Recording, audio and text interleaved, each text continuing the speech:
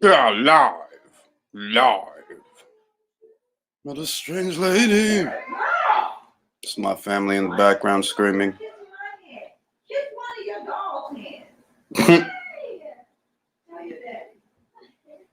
Tell him what? Sophia keeps trying to kiss my hand, talking about pleading her love to me. What? Yo, listen, man. That's Sophia. You talk to her. I don't know what y'all doing, man. Y'all gotta stop watching them. I just told you that's your daughter. You talk to her. Y'all gotta stop watching them Disney movies, man. Y'all over here going crazy. She don't see this narrative that she's implementing from what I want. So, we're here in 2021, embarking on New Year, new resolutions. Got a lot of stuff I want to do this year. All right, what's goody Melvin? What's goody D Davis? What's goody JD? What's goody Sakib Virtuoso? What's good, kid? Happy New Year's to all of y'all. Hopefully 2021 will be a better year than 2020. Fine, we can get her a boy doll now. Yeah, we'll do that. We'll do that. I said, you'll get a boy doll now. Lou was good. Hey, man, y'all need to get up out of here. Yo.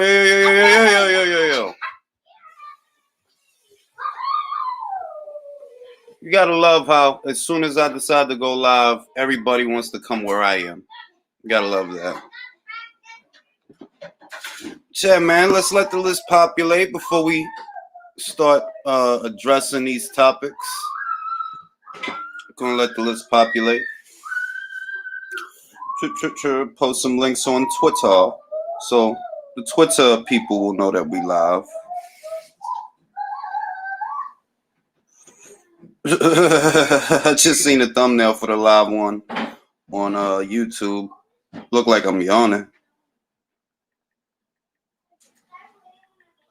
All right, let's post the links. Let's paste them.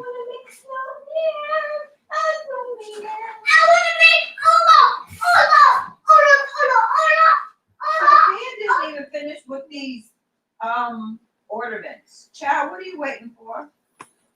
Are you waiting for? Right, Joe Lazizi was good. I sent you the interview where Bob mentioned the gag order. Yeah, Joe, but this is the thing about that, Joe. These are not court proceedings, you have to understand. They are not, there's not a presiding judge, right? They have a mediator, a retired judge. And that mediator was agreed upon by them. Mediation arbitration is not the same thing as actually going to court and having court proceedings, litigation. That's why I said that, like, what gag order, bro? What court proceedings and what judge issued out a gag order when y'all not even in court? Mediation arbitration is tantamount. It's the legal way of saying settle it amongst yourselves, because y'all the ones who are agreeing upon the mediator and y'all basically sorting it out amongst yourselves. You understand? So a quote unquote gag order in a mediation arbitration situation, that's not a gag order because that didn't come from a presiding judge. That's just y'all agreeing not to say nothing. That's not a gag order. I agree. Saying where Fanon got that yeah, like and anybody with a basic understanding of law would know that. They're like, bro, they not in court. You understand? Like, they not in court. No matter what, no, if you don't know nothing else, you know that they not in court. Because like, what state court are they in? What federal court are they in? If they in court, they ain't in court, bro. What they doing is trying to settle it amongst themselves, and they have a mediator, a retired judge that they both agreed upon to mediate their situation between them. But those are not court proceedings. And if you ain't in court, then it ain't no goddamn gag order.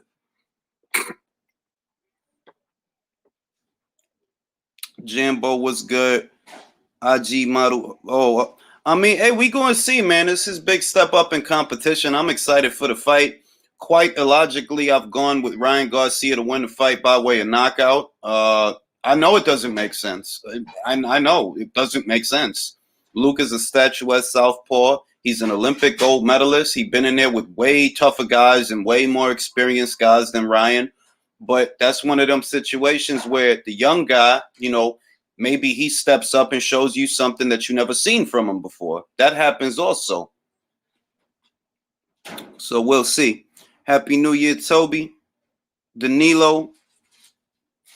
Smash the like for Ring IQ. One prediction I have that I think is going to be disappointing to some people.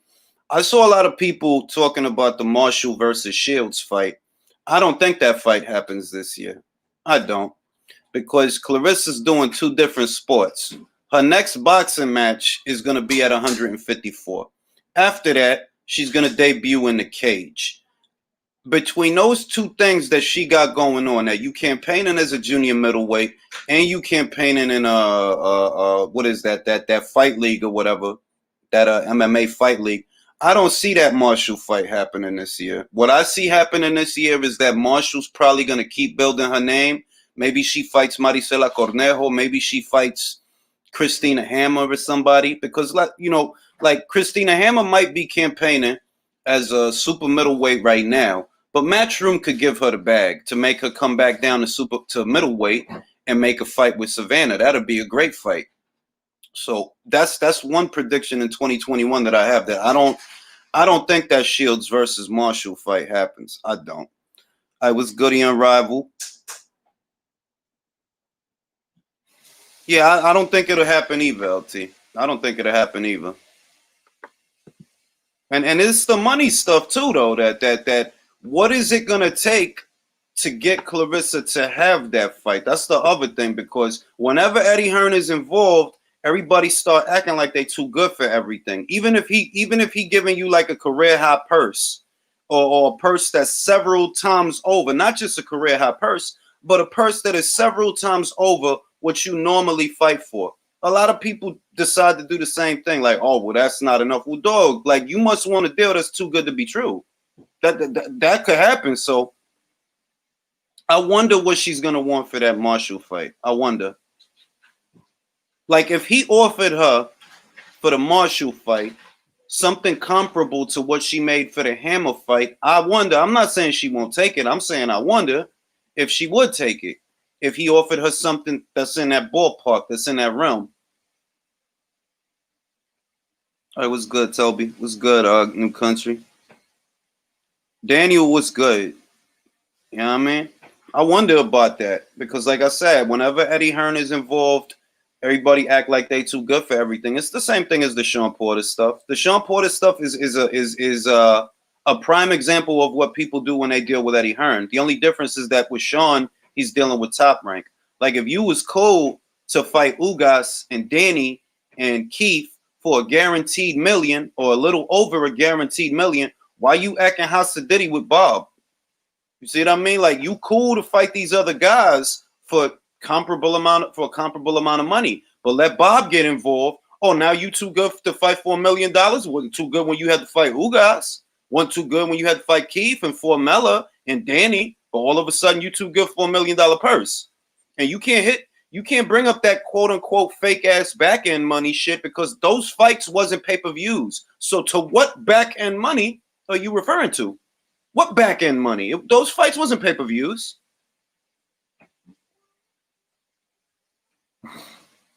I was Goody Southport Killer. Yeah, like, I don't got nothing against Sean Porter. I'm just saying that like, come on now. All right, come on now. You cool to fight for $1 million. We already seen that. But when Bob get involved, oh, now what? You want Bob to overpay you? Just because Al Heyman is willing to overpay y'all, that don't mean that's your market value, because your market value is based on what you can generate, what you can bring back. And if you ain't good for it, then you ain't good for it. You want these cats to put up $3 and $4 and $5 million as if you good for it. Like, these other guys don't know the reality of it. Like, they don't know the real numbers. Get out of here with them smoke screens, man. If you want to fight, and it goes back to what I said in like 3 videos that I did last week. If you want to fight, right, and you think you're quote unquote worth it, then have Al Heyman put up the money. Have him put the money in the pot.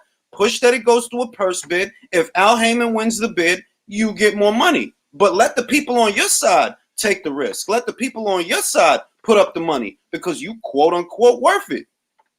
It's not complex. You in a mandatory position. as a mandatory, you have a right to push for a purse bid if you don't reach an agreement with Bob. You don't want to agree to Bob's $1 million, guess what? You don't have to. You could push for a purse bid. And if the people on your side think you're worth it, the way that you think you're worth it, they'll put the money up. It's simple. It's not complex. None of that is complex. Hey, what's good, Troy? Julius, come on. Porter fighting for a title. Truth, Crawford for promotional issues. Bro, nah, we're not going to agree on that, Troy, because PBC guys are the only guys that I see that will lose some of their biggest fights and think that you're supposed to pay them more money after that. Look at Adrian Broner. Adrian Broner has not won a fight in like 4 years, bro. And he's demanding that Stefan Espinoza and Al Heyman give him $10 million. This is your PBC fighters for you, bro. This is PBC fighters. These are the only fighters I see that will lose the big situations so they could turn around and ask for more money. Bro, it don't work like that. Your marquee value take a hit when you lose the big fights. You understand that, right? And the other thing about it is, I'm going to tell you how it looked to me. I don't know if Porter really wants that fight because of something that he said. He said that he's prepared to sit out the whole of this year. He's prepared to do that. What that tells me is, at least how that communicates, what that communicates to me is, maybe I get the Bud fight, maybe I don't, but I'm not pressed because I'm prepared to sit out the next 12 months. Go to one of the videos I did. It's in an article. It says it right there in plain English that he might sit out the whole of 2021. So I'm like, bro, if you talking like that, it don't really sound like you want to fight. I'm just saying, like, I'm reading it and reacting to it like everybody else. And when I see that, that kind of tells me that you don't really want that fight. Because you wouldn't be talking like that if you wanted that fight. You would push for the purse bid. If you don't like Bob's $1 million, you don't have to take it. You're in a mandatory position. All you got to do is push for the purse bid if you don't come to an agreement. You push for the purse bid and let your own people put the money up. And we'll really see if you're worth it. If they don't put the money up, then we know you ain't worth it. Simple.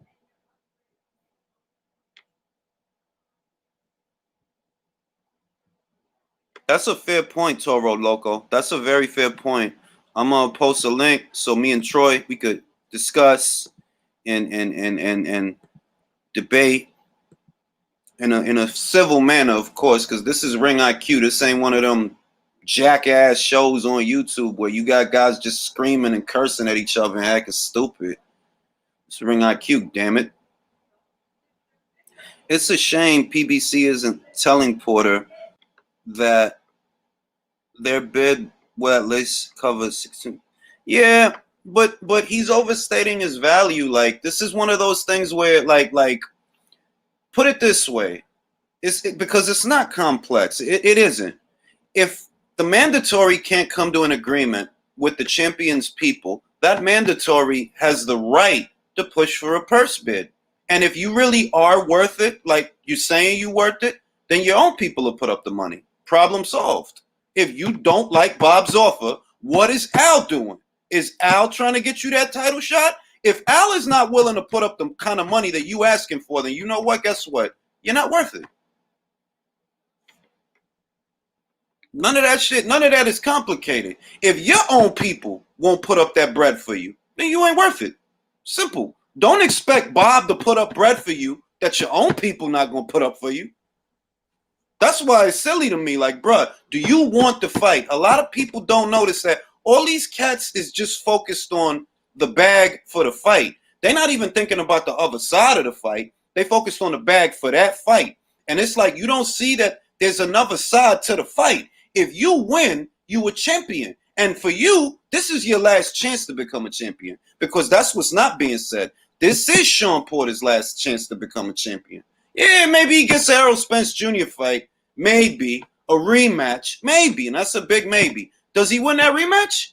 If Terence Crawford has such a bum resume, right? That's what they like to say. Such a bum resume. He's so unproven. That's your best bet at becoming a champion then, ain't it? Fighting him. So go after him. You want him so bad, right? Go after him. It's not complicated. Hey, what's goody, Dan? What's goody, Mark? Good morning and Happy New Year, fellas. That was a great fight with Ioka and Tanaka, man. Oh, that I was got the destruction of Kosei Tanaka, dog. We got to talk about that. I'm still on this Sean Porter stuff because it chaps my ass. The posturing, I hate the posturing. We're gonna get to the Ioka Tanaka fight, but I had to address the posturing. That look, that shit gets on my nerves. Stop trying to hoodwink somebody, bro. Because that shit is what prevents fights from happening. The gaslighting, the hoodwinking, bro. Do you want to fight or do you not want to fight?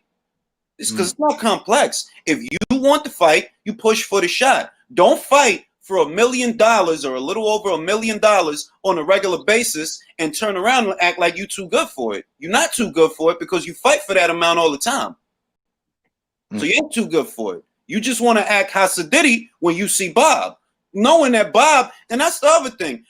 How do you act Hasidity with Bob, knowing that Bob is not going to put up with that? You know Bob is not going to put up with that. Whatever.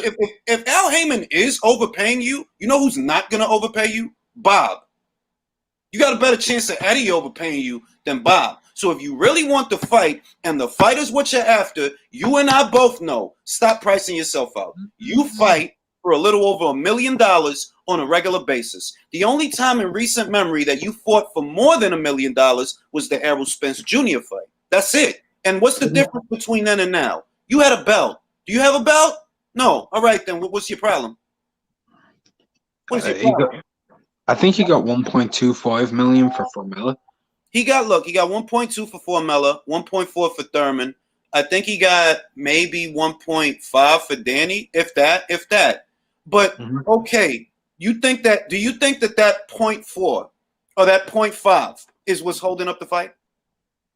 I don't know. I don't know exactly. Like I'll be personal, like perfectly honest. I think there's a lot of bull crap to do with this whole situation. Like one, Porter, if you want to fight, probably take it. You are, but I will say this, Julius. I do feel he is being undercut because if you get 1.2 for Formella, you should be able to make that fight. But the reality of the situation is Bob, and whether people want to admit this or not, has been way overpaying Crawford, and there isn't the money there to give maximum purses to people when Bud's involved. He's taking in 4.3 million every fucking fight. Took him 5 million against Aegis, which people don't bring up too often.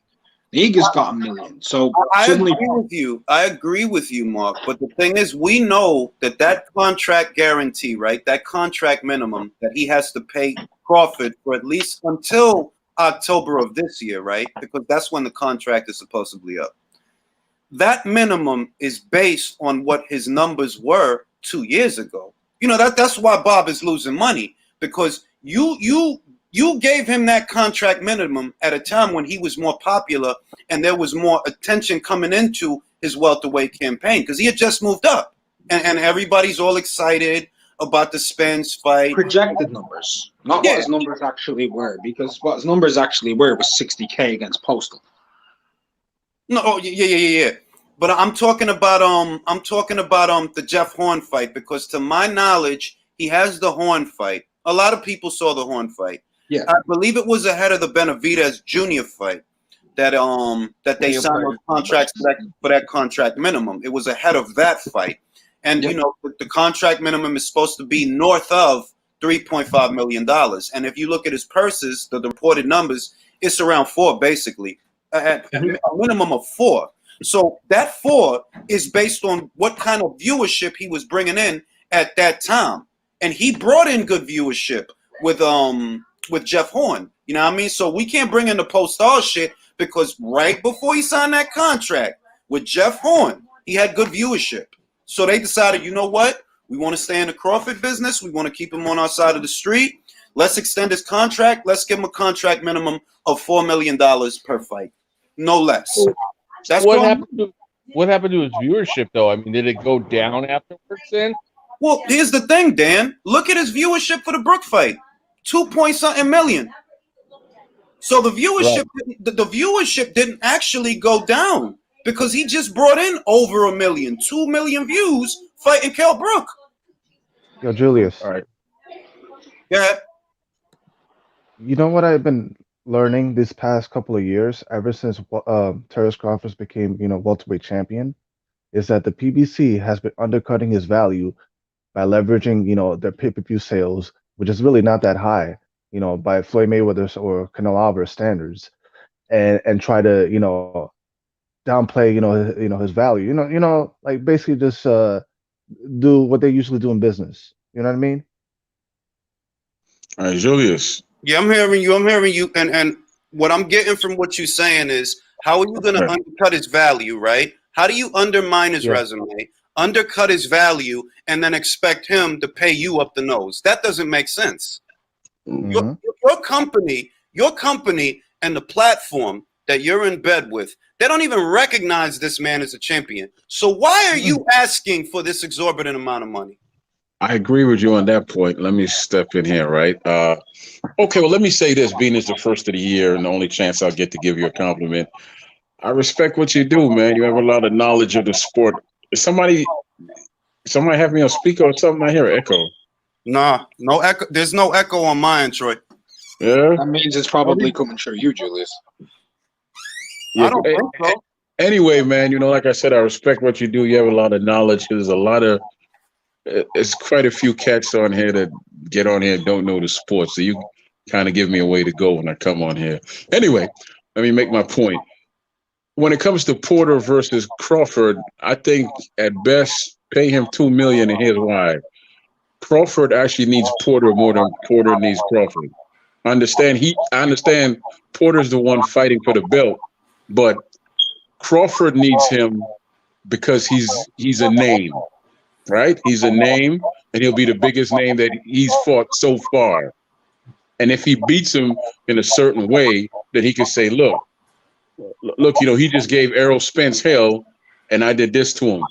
And that's why you should pay him. Troy, I agree with you to an extent, right? I agree because I actually said what you said. If you go back a couple of videos, I felt that, you know what, give Porter $2 million because I think $2 million is a fair offer, but I think no more than $2 million. Why?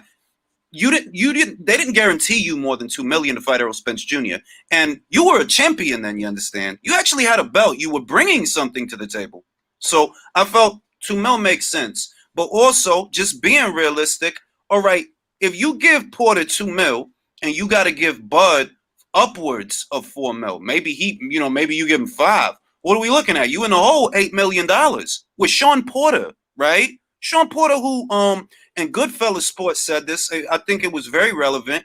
Sean Porter don't have a following, bro. You don't know that Sean is going to bring you that money back, and that's the problem. You don't know he's going to bring that money back. I kind of disagree about him not having a following, man. He's kind of like a cult figure in a sense. He has a following. I believe that he has fans that, like me and you, that appreciate him because we've seen him a lot of times over the years. We know he's an entertaining fighter. But I can't say that I feel Sean is going to bring you that $8 million back. Because remember, you in the hole what you pay Crawford, and you in the hole what you pay Sean. And with the cable and satellite companies taking the better portion of the pay-per-view, that they take like 40%, bro. They take a lot. It's like, dog, you going to do this for what exactly? For a Spence Jr. fight, like you just said. That, well, the goal or one of the silver linings of the fight is, you know what, if you go in there and you really beat Sean's ass, that puts more pressure on Errol. Bro, they've been putting pressure on Errol. The fans have been putting pressure on Errol. And we still ain't no closer to that fight. Beating Sean to me, beating Sean ain't no goddamn different than beating Brooke. It ain't. No, but that's the mistake that Bob is making. He shouldn't have Crawford on pay-per-view. Should have him on free TV. I agree And build up his name and status. Shouldn't have him on. He's not pay-per-view. He's only been on two pay-per-views. He's only been on two pay-per-views though. For the most part, he has been. He's on what, ESPN Plus, Julius? Yeah. See, ESPN Plus. Come on, man. No, when I say free TV, I mean free TV. You mean That's like Lomachenko? You mean Lomachenko Teofimo? But this is the thing, Troy. I agree with you that and I believe that about a lot of fighters, Errol Spence Jr. included. Like, yeah. I believe that Errol Spence versus Danny Garcia should have been on Fox because on regular Fox, that fucking fight would have did 5 million views. That fucking fight. Exactly. Maybe more. maybe more. A lot of people at home, if you give them the access, they'll show up, and you can grow the fighter organically instead of having pundits lying about the pay-per-view numbers to pretend that the fighter is more famous than what he is. I don't believe for a second that shit did. Like, if you want my opinion is that shit didn't do 250,000 buys. They always round up the numbers. They always do that to make it seem like it did better than what it did. I'll be surprised. Go ahead, now bro. we agree on now we agree on something, but I still ain't getting you that chopped cheese sandwich because you insulted me the first time. No. Hey, hold up. Now to your point about regular TV, I agree that Crawford, he belongs on regular TV. So does Spence. So do a lot of guys. What's the problem? If you put them on regular TV, the network is only going to put up so much money. They're going to look at that guy, be like, "What are we paying for? We're putting out $8 million, close to $10 million for a Sean Porter fight. Is that what the people at Fox put out? No, the people at Fox put out $2 million for Sean. You see what I'm saying? $2 million for Errol. Those were the guaranteed purses. You're talking about $4 million in guaranteed purses, not 8 or 10. So the people at ESPN are going to be like, well, what? We're going to put out 2 times the amount of money in guaranteed purses for a Sean Porter fight because he moves the needle. That's why it won't. That's why I would be surprised if a fight like that ever ended up on regular TV because of what the fighters want to make. If you take the million, you're talking about probably $5 million in guaranteed purses. But given what the fighters want to make for the fight, you think all Sean wants to make for that fight is $1 million? Hell no. He want to make more money than that. So you're going to have to put it on pay-per-view to get the rest of the money because the network might not put it up. I mean, that's why they ended up. That's why Crawford versus Postal ended up on pay-per-view because of what they wanted to make for the fight. Like, well, we want to make the fight, and Crawford wants to make this, and Victor wants to make that. But the only way we could get it to you is if we put it on pay-per-view and hope that the fans buy the fight because the network ain't trying to put that shit up. That's fair. I just read it said, like, I do kind of get where Porter's coming from because if he loses to Crawford, right? Let's say he goes in there and he loses to Crawford, which is a high probability. Same with in a rematch with Errol, right? Either fight, he goes in the underdog. If he loses either of those fights, that's kind of it for him on big Porsche fights, pretty much. It really is. So he'd probably be looking at this towards the end of his career. I've got about 2-3 fights left. If I go in there with Crawford, there's not going to be any intrigue in me rematching Spence. If I lose that fight and I get $1 million, he's probably going to be like, I got to be making the same amount of money for that fight as I would for Spence. And I get that. I do get that. That makes sense. I understand that, but I also feel that that's a self-defeating mentality because you're basically saying that, damn, I don't stand a good chance of winning this fight. And if I lose, you're not thinking like a winner, in other words. You're not thinking like a winner. Not if that's how you approach the negotiations. I get the logic, and it's sound. It is sound that, you lose that fight, that's it, bro, because you done did musical chairs with everybody. You did it with Danny. You did it with Thurman. You did it with Errol. You even fought Ugas, all right? And you fought Brooke. You have been in here with most of the relevant welterweights of the last 5 years. You have. Except there's literally only 2 guys currently in the top area of the division, really at the best area of the division he hasn't fought. That's Crawford and Pac. Yeah, that's it. He's fought everybody else. But that being said, doesn't that then mean that you're in kind of the same situation as Terence? You don't have that many options. If Errol doesn't fight, you remember what Sean said. Sean, he giving Keefe the cold shoulder. So you ain't trying to fight Keefe. All right? We know you ain't going to fight Ugas for a second time. You know, we know you ain't going to do that motherfucking shit. Your best bet is an Errol Spence Jr. rematch or Crawford fight. It's not like Sean has all these options. He said he don't want to fight the young guys because, quote unquote, they haven't earned a fight with him. So don't look for no Jared Boots in his fight, right? Forget that. And I firmly believe that's who you was thinking about when you said that, isn't it? No Jared Ennis, no Virgil Ortiz, none of these young guys that's on the come up. None of them. No Castillo Clayton, none of them. You don't want to deal with them. All right, well, you don't want to deal with Keith. We know you ain't going to deal with Ugas again. So you holding out for either a Crawford fight, which I don't really believe you want, if I'm being honest, or what you really want, an Errol Spence Jr. rematch. I believe that's what you really want, all right? You know you ain't going to get Manny. You ain't gonna get him. No, I don't know that any of these guys are gonna get him going into 2021. That being said, yes, Crawford, like Troy said, Crawford needs options. He does. He's in a tight spot, but so is Sean. So is Sean. And what Sean is prepared to do, because he's in a tight spot, he said it. He'll sit out 2021. He'll sit out the year. So that tell me you don't believe you can win this fight. Really? Financially, wise, Crawford has more options because he can fight pretty much anybody in the WBO rankings and make 3.5 to 4 mil, right? Porter can't. But in terms of like marquee opponents and everything, like top tier opponents, I think Porter has a couple more options than Crawford. I don't know about that because the way Porter sounds like he's not going to take chances in certain fights. That's what it sounds like. Like when you say, "Oh, well, I'm not going to fight these young guys that haven't earned a." First off, Sean, you're a contender, not a champion. You're a contender, all right? Guys don't need to quote unquote earn a fight with you, bro. All right? Imagine if Ray Mercer was talking like that. Well, these guys ain't earned. Bro, seriously? Like, imagine if Burt Cooper. Oh, these guys ain't earned a fight with me. Imagine. Well, Burt Cooper wasn't a contender. To be fair, he was a gatekeeper. He was a gatekeeper, but look. I believe, like a person who I believe that is a gatekeeper that actually has a precedence to talk like that is Derek Chisora. What? You're a draw. You're a draw. When you fight, people watch and people come. We can't say that about Sean, bro. No, we can't. We can't.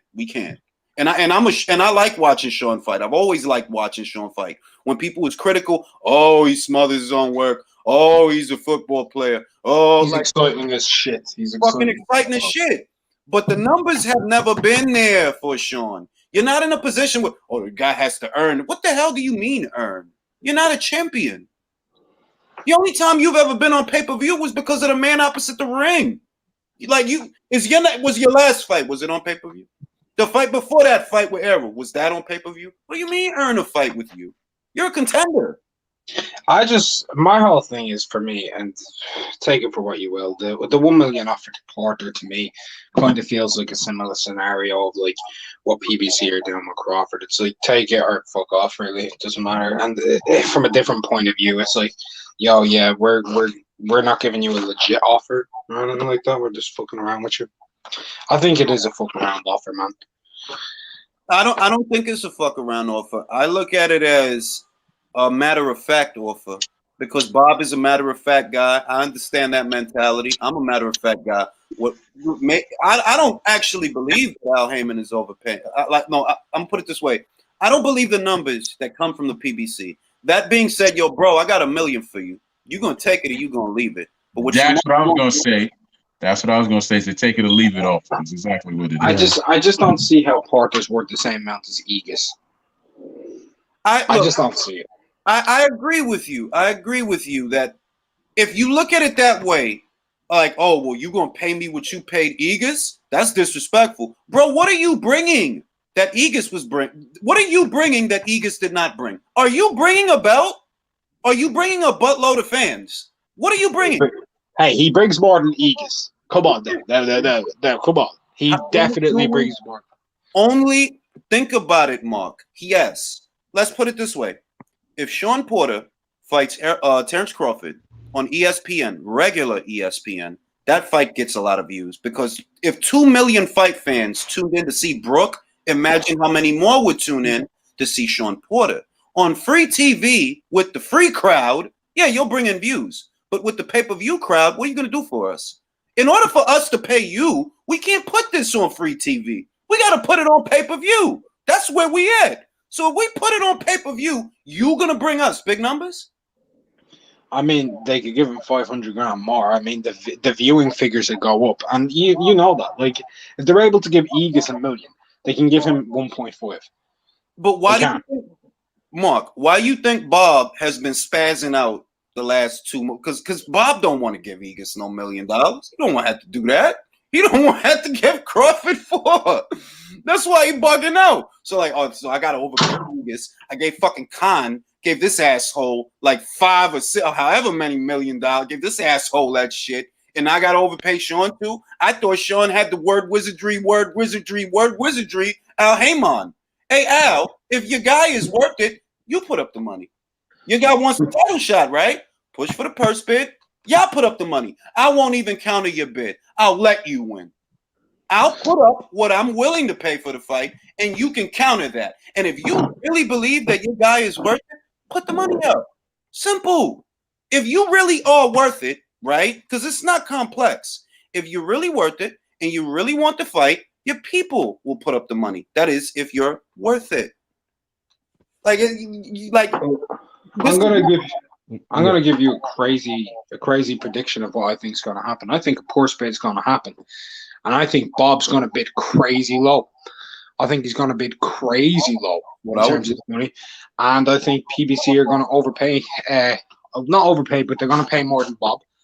I think they're gonna get the fight, and either they're gonna get the home advantage on it of Crawford versus Porter on Fox, or Crawford's going to have to relinquish the belt. I genuinely believe that's going to happen. And the reason he might relinquish the belt is, in that scenario, you're not on no guaranteed contract.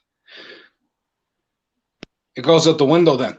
It becomes 25% for Porter with the WBO, 75% to you. So if they only bid 3 and Bob only bids 2, you're getting 75% of $3 million. Well, we know what Bob is saying. Bob, in so many words, is saying that he doesn't even want to be in the Terence Crawford. He wants to pull out of the welterweight division, essentially. He wants to pull out of it.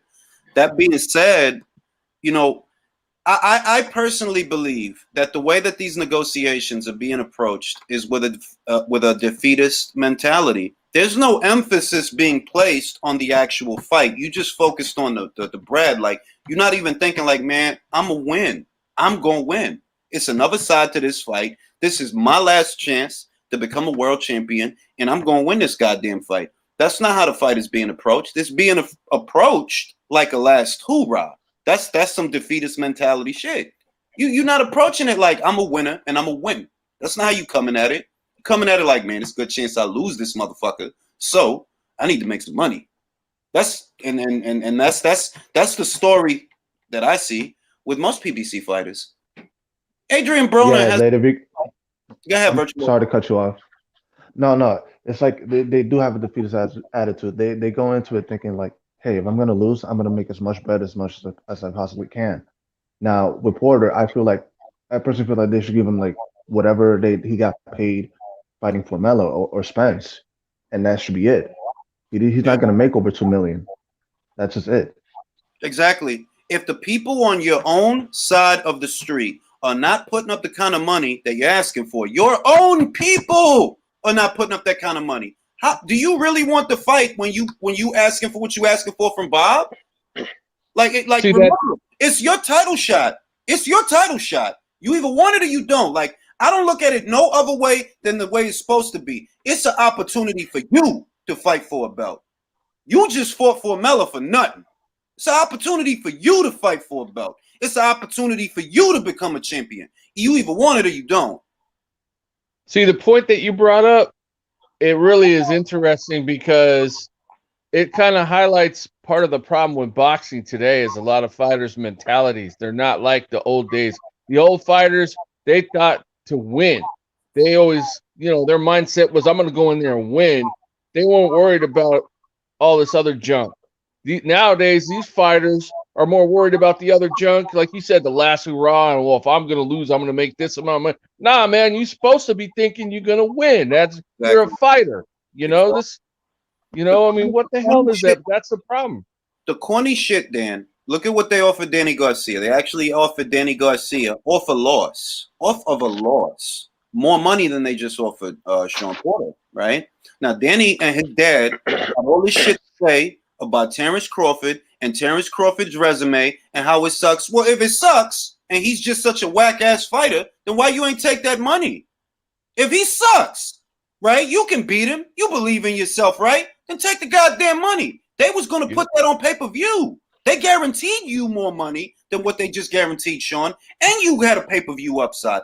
That is what they offered you. Did you take it? No, but you want to sit there on social media talking about resumes. That's clown shit, bro. You don't I believe. got a question for you, Julius, because Yeah. Garcia was offered what $3 million, right? Yeah, it was like $3 million. Right. So why they think he's worth $3 million and Porter only one? Well, Troy, that's a fair question. That is a fair question. But look at what was going on then and look at what's going on now. You see what I mean? Look at what's going on then, right? It wasn't COVID, right? And you had a live gate. Like you at least had a live gate that people can go to the fight, right? That's not back yet. That we haven't gone back to that. We get in there, thank God. You know what I mean? But it's not back yet. So you either want to fight now or you don't want to fight now. All this business oriented shit from guys that are not pay-per-view stars, guys who are not world champions, that shit gotta stop. Like, no, it has to stop. Because you're not a champion and you're not a pay-per-view draw. These are facts. You acting like it, but you're not. If we put you on, can we put Sean Porter on a pay-per-view with a Sebastian Formella? Can we do that? No, we can't. No. And we didn't. That's not how do 1,000 views max. I'll be honest with you, Julius. I don't know if a fighter that's in his weight class you could put in a fight with the guy you just named that don't draw anything. You can't put Spence in there. You can't put Thurman in there. The only person that would draw somebody fighting is exactly, is Pacquiao. Because he's Pacquiao. Troy, you're right. Yes, sir. You're right. But that's my point. None of these guys are superstars. So cut it out. Cut it out. When you're a superstar, like, look, and I'll go back to Cash Money Canelo. Cash Money Canelo fought Liam Smith and brought in Errol Spence Jr. comparable to what are his best numbers. But Mikey Garcia, yeah. He literally did. Look, let's look at it like this. Amir Khan and Crawford did what, 150? Canelo fought him and brought in an extra 450 on top, and that was like Khan in a division where he was going to lose. Like there was no point, and he brought in 450 on top. Mark with the motherfucking save, because that's what happens when a superstar is fighting. Canelo Alvarez fights Amir Khan in a fight that none of us were asking for. We know what we were asking for at the time. It was Gennady Golovkin. Gross is 45 million. All right? That is superstar shit. If you can't do that, be real with yourself and stop posturing, because that's what it is. And I said it in the video I did about it. They're like, yo, all of this is posturing, bro. This ain't nothing but some plain old posturing. That's what it is. Since we mentioned Canelo, can I bring up some breaking news? He has officially vacated his WBA super title in the middleweight division, which brings us to the new WBA champion. Ryota Murata is officially the super champion. Murata is officially the super champion. I expect to see a possible unification in 2021 between Murata and Gennady Triple G Golovkin. You can expect that. Goddamn right. Goddamn right. Hit the applause button. Everybody wish DT3 a happy new year. Happy New Year, DT3. Happy New Year, Bill. Hey, Happy New Year, everybody. I gotta come get at you about the Loma and the Loma and Tiafimo drills. I've been waiting to holler at you about that shit, but that's for later on. We gonna get to that shit, but the Sean Porter, Terence Crawford, because that's what we on right now. The Sean Porter, the Terence Crawford. How's it look to you? I feel like it's all hype right now. Personally, I mean, I know everybody's sitting there talking bad about saying it's a downplay for Sean Porter to get $1 million for the fight, but he took $2 million for Earl as a world champion, so he's not a world champion anymore. So him taking $1 million shouldn't be an issue to fight and he's a mandatory. He's the #1 contender in the WBO. So why won't he just exercise his right as a mandatory in the WBO and take the little $1 million? He took $2 million as a world champion with Spence. So why he can't take a $1 million as a non-champion to fight Crawford? I don't get that. That makes no sense to me. That makes no sense. Like, to me, it's a common sense issue that Errol Spence Jr., right, regularly brings in more pay-per-view buys than Terence Crawford because he's a bigger name. Now, you only got $2 million up front to fight a bigger name than Crawford. So why would you expect Crawford to pay more or the same as Terence, like as Errol? Like, that doesn't make sense. You can't hope to make with Terence what you made with Errol. Errol is a bigger draw. We all know that. Like he does bring in more pay-per-view buys, at least based on reports. So why would you expect to get that or more with Terence? That tells But me. you just said that he's not gonna get put on pay-per-view. This fight's gonna go on regular ESPN, right? No.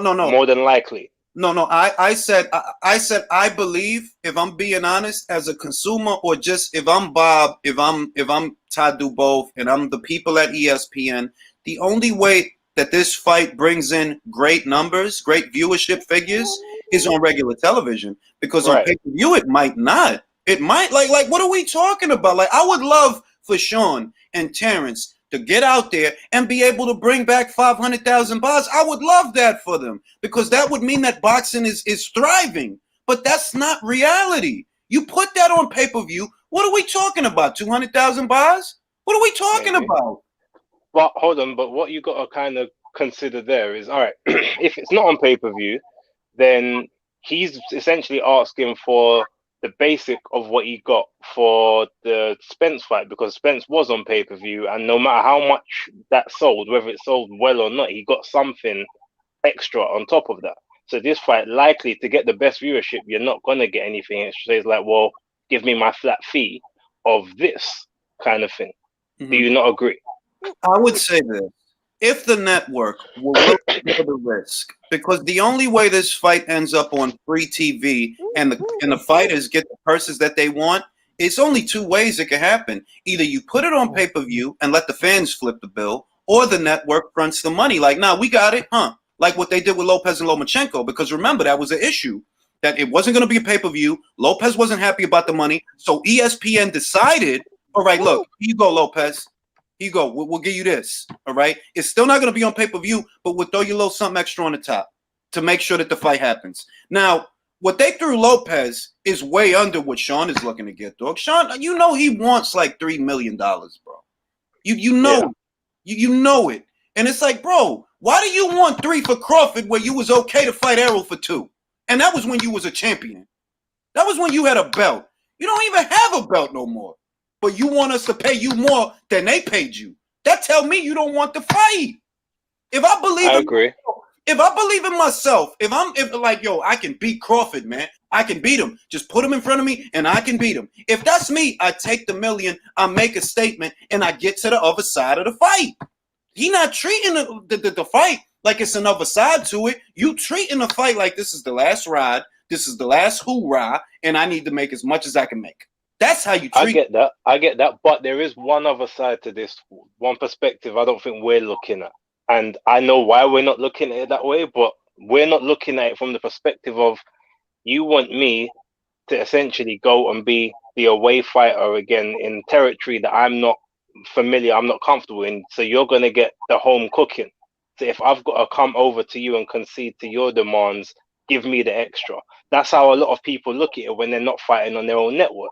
That's why some people will take less on their network, because they kind of feel that, well, at least I'm going to get a fair shake. Whereas I go over there, everything's going to be about them. I'm not going to get any favorable decisions unless I can knock this guy out. So let me get the rest.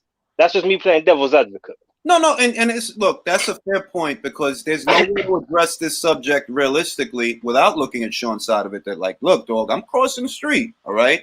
I'll cross the street for this money. But at the same time, that still is a defeatist mentality, because a lot of guys got to cross the street. A lot of guys. That's the reality of it. Those are the sacrifices that a lot of guys had to make. How many times did Usyk had to fight in somebody else's backyard to get at what he wanted to get at? How many times? Every belt he won was in the other guy's backyard. Every That's true, but that was in the Super Series. It was in the Super Series where things were a level playing field anyway. Okay, what about Tony Bellew? With Tony Bellew, he had to go to the UK for that money. Like, look, dog. Tony Bellew lives in the UK. But that's my point. Well, Earl Spence had to go to the UK to fight Carol Brook to get the IBF. That's true. True. Well, you know, That's it true. goes back to part of the mentality thing. A lot of these fighters overvalue themselves, and they think they're worth or more high value than they really are. And I think that also complicates things a lot. I agree. Social media. Yeah. Social media. I agree. It's very counterproductive when they're not fighting the best out there.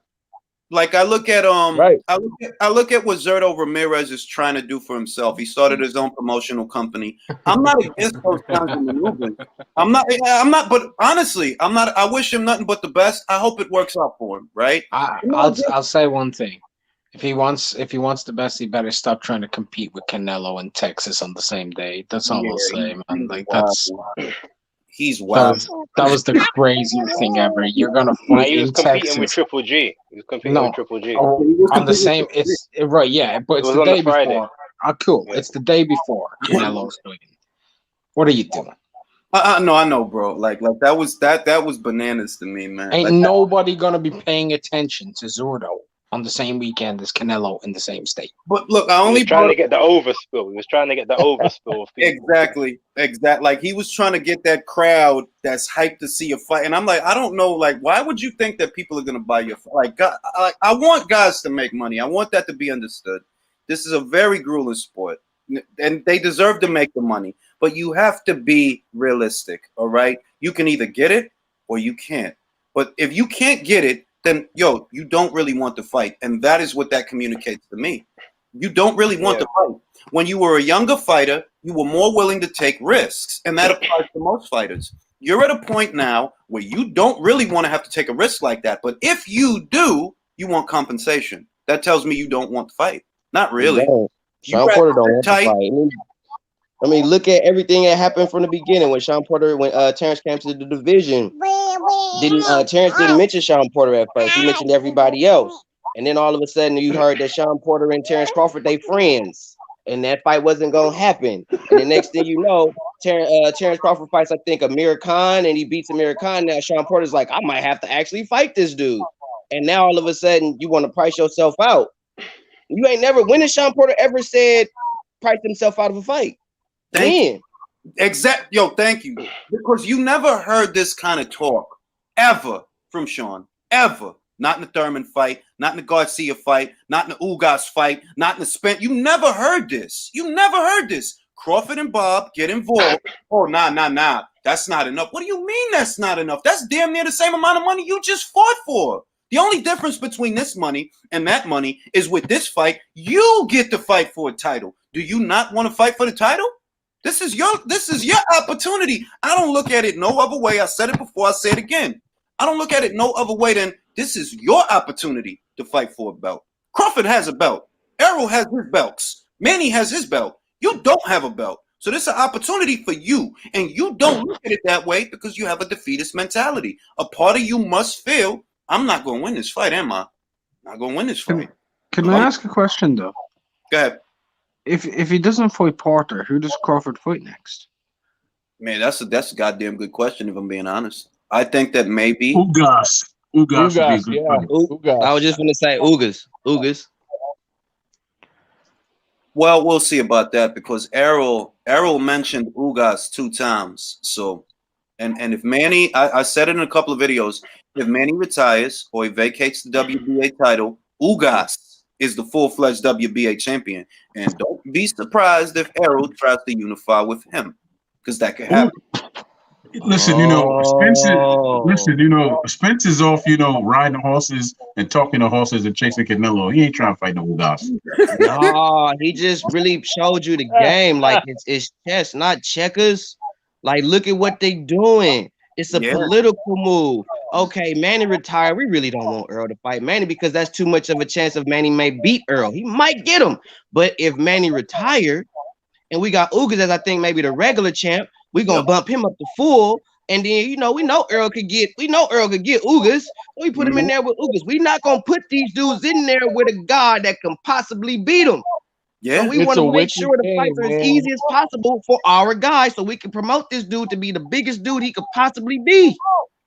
Exactly. And it is much more that's just common sense, though, D. It's just common sense with them cats over there. It's it also ain't about boxing; it's about politics now, and that's what turns me the hell off. It's also become like a more likely scenario because a lot of people were saying, "Oh, if Pacquiao goes, the title's gone vacant." We've been seeing the WBA promoting their regulars to super champions in that scenario a lot more often, even just a few minutes ago with Murata to super. Right, so it is highly possible Ugas gets promoted to super. I want to say I'm very happy for Ryota Murata. I mean, he makes me very proud to be Japanese. That's saying a lot because I'm not actually Japanese, actually Dominican. So, congratulations to Ryota Murata, the samurai of the middleweight division. Very proud of this man. He came back from that one-sided beating at the hands of Gerard Rob Brent. Like, man, look, man, I got to mind my language, but Rob really beat his. He beat his. Like he messed him up, man. That first fight, for every one punch Murata threw, Rob threw like 3 and 4. Beautiful fight. The second fight, I was not expecting that. He beat the hell out of Rob Brant. What was it? 2 rounds? Yeah, he beat the crowd. He beat it out of him. He beat it out of him. Yeah, Do you think that was the maybe Brant not taking the fight as serious because of how he dominated in the first one, or do you think like Murata just got that much better? I kind of actually feel like Murata didn't take the first fight seriously himself, if I'm being perfectly honest with you, because that was one of the poorest performances I've ever seen from him in terms of even effort. He looked very languid. He also looked quite out of shape, to be honest, from what I've seen. He's normally way better than that. So you could say maybe Brant didn't take it serious in the second fight, but Murata probably didn't take it serious in the first fight. I look at it as a little bit of both because look at Alvarez and Kovalev. Alvarez did what he did in the first fight. He goes into the second fight thinking it's going to be a gimme. Like, oh, I'll just go in there and do what I did before. No, you still got to work for it. You still have to work for it. I think that in the second fight, Rob, like you went to Japan for the fight, bro. All right, you must be real confident then. I dig it. I ain't mad at you. You had to fight. I can't criticize you for it.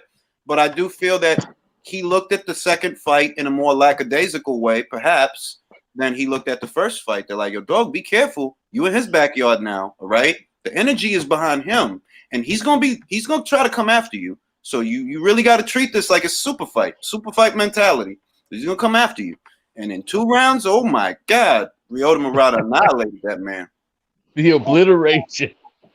He did, bro. It was wild. Like, I was like, yo, and I remember we here in America, we had to get up early to watch that fight because it was over there, I think, at the Superdome in Tokyo or whatever it is.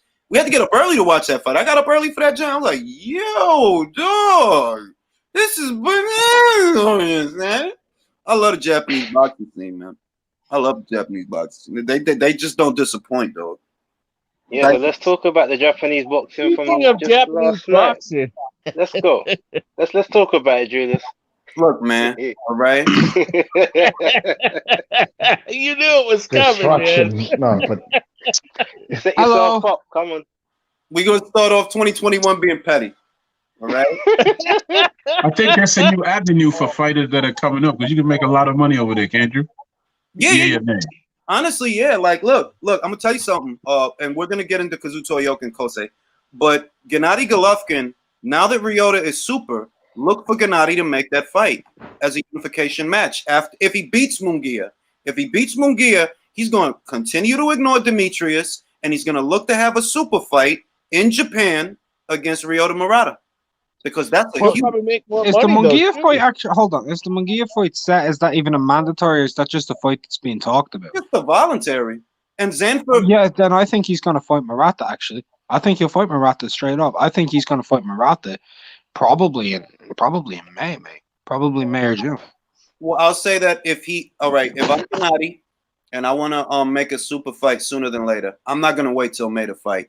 If I want to wait till May, then I fight Munguia because of the Mexican-American fans. But now that I see, oh, Murata, you got a belt? Oh, so let's set something up for April. I'm not going to wait 5 months to have a fight. Let's set it up for April. He didn't sustain no damage at the hands of Kamil Zedemata. That was a glorified sparring session. He was playing with his food. I swear he was carrying that. Yeah. April, May, June, somewhere around there, like the spring to summer time period is. I think him and Murata are gonna. That's gonna be Golovkin's next fight now. As soon as he got promoted do it in March. Okay, question: how do you guys see that fight going? Golovkin wins. I think Golovkin will beat Murata, but as long as it lasts, it's going to be a bit of a war. Yeah. Murata's going to try and fight his ass off. I think he'll come in with as much effort, but he hasn't fought in quite a while. So I think Golovkin beats him. I think he's too much for him. But at the same point, if Murata and his chin can hold up, and he keeps coming with his type of style and fight, that like I still favor Golovkin to win, but that could be the beginning of the end for Golovkin really in his career because that could be a damaging fight. Murata hits like a train. He actually does. His right hand is retarded. Like it's it is, bro. Like his right hand has bad intentions on it, man. That guy hit hard, but they're just so cautious with him. I mean, Stephen Butler, come on, bro. You annihilated Rob Brandt in 2 rounds, and you move on from Rob to Stephen Butler. Come on, man. Come on. Do better than that. Come on. Anyway, Kosei Tanaka, Kazuto Ioka. My little Kosei. Oh, my little Kosei. Oh, my goodness. Oh, my goodness. Kosei got KO'd. Yo, listen, man. I really gotta give it to Kazuto, dog. Like that was just like you talk about sensational, dog. He kind of just played with him. Like he was just never out of his zone that whole fight, dog. Just going through the motions, like, man, go ahead, man, throw your bullshit. There's an old saying, you know. There's an old saying like styles make fights. I never heard that before. Yeah, it's been around for a very long time, and yeah, Tanaka's defense and straight lines and stuff, and he kind of feeds into everything Ioka does really well. So that's all. Kosei He got blasted at the end, man. That was I didn't see that one. I'm gonna coming. say this, and this doesn't get said enough. That referee in that fight deserves referee stoppage of the year. If there is an award for it, he does deserve it because that was phenomenal. Instantly in. Like some people, I seen a couple posts instantly saying, "Was that fast or anything?" When you watch it back, this dude's ankles were folding up underneath him. It was just really bad. He was got ragdolled, bro. He got ragdolled. Bro, like bro. the second that left hand hit Kosei, you can see it's over, bro. One more hard shot, he goes down. One more. I've never one seen more hard someone shot. Who knows where unconscious he'd on be their right feet now. before. I've never seen someone unconscious on their feet before. That was different. Yeah, I remember. Go ahead, Virtuoso. I remember on Wednesday you posted the picture of Kazuto Ioka, you know, with cornrows, right? And I commented and said that Tanaka is gonna get his ankles broken because the cornrows represent like an Allen Iverson type of gimmick. A Japanese guy with cornrows is a frightening prospect. It is. It really is. It is. And he got his ankles broken. I got on a side note, I gotta mention that it was the fight was great, the buildup was great, and the rivalry mark between you and Julius was just hilarious and great the whole time, man. Yo, I'm gonna tell you what. It was rather enjoyable. I'm glad that promoted the fight. I'm glad we got to spread that fight a bit, you know, between Mark's channel and mine in this part of the world, because we actually, I think that we helped get a couple of people talking about the fight that otherwise would not have been talking about the fight. You did, because I saw people. Let me give you an idea, Julius. Japanese New Year fights in the last few years, only one has trended in the last 8 years in the UK. And that one was a New I can't remember who it was. But it was a New who trended, and that's for obvious reasons. I think it was actually a New than there. I'm not mistaken. And that makes a lot of sense. There's a lot of Filipinos there. But a lot of people who follow our channels were tweeting about it. A lot of people. I'm talking probably about 1,000 people just from our channels alone who I know are like follow both you and I and are on whatever YouTube. It actually trended in the UK. It trended in Ireland as well. It was trending in Japan. It was trending in France. It was also trending in Scandinavia and Germany, and it even was trending in Canada. That's a huge thing. No, but let certain people trending in Baltimore. Let certain people tell it. Oh, nobody cares about no Japanese Ioka fight. I saw that, dog. I'm like, yo, this dude has to be stopped. Well, I didn't know about it until you guys mentioned it, and I actually mentioned it to the group, one of the groups I'm in, Stream King Boxing, and they were gonna show it, but they just missed it because of the time, the times and everything, because it just threw us off. But yeah, you guys really let a lot of people know about it, and it's appreciated because I'm a big boxing fan, And those are the kind of fights I love to see.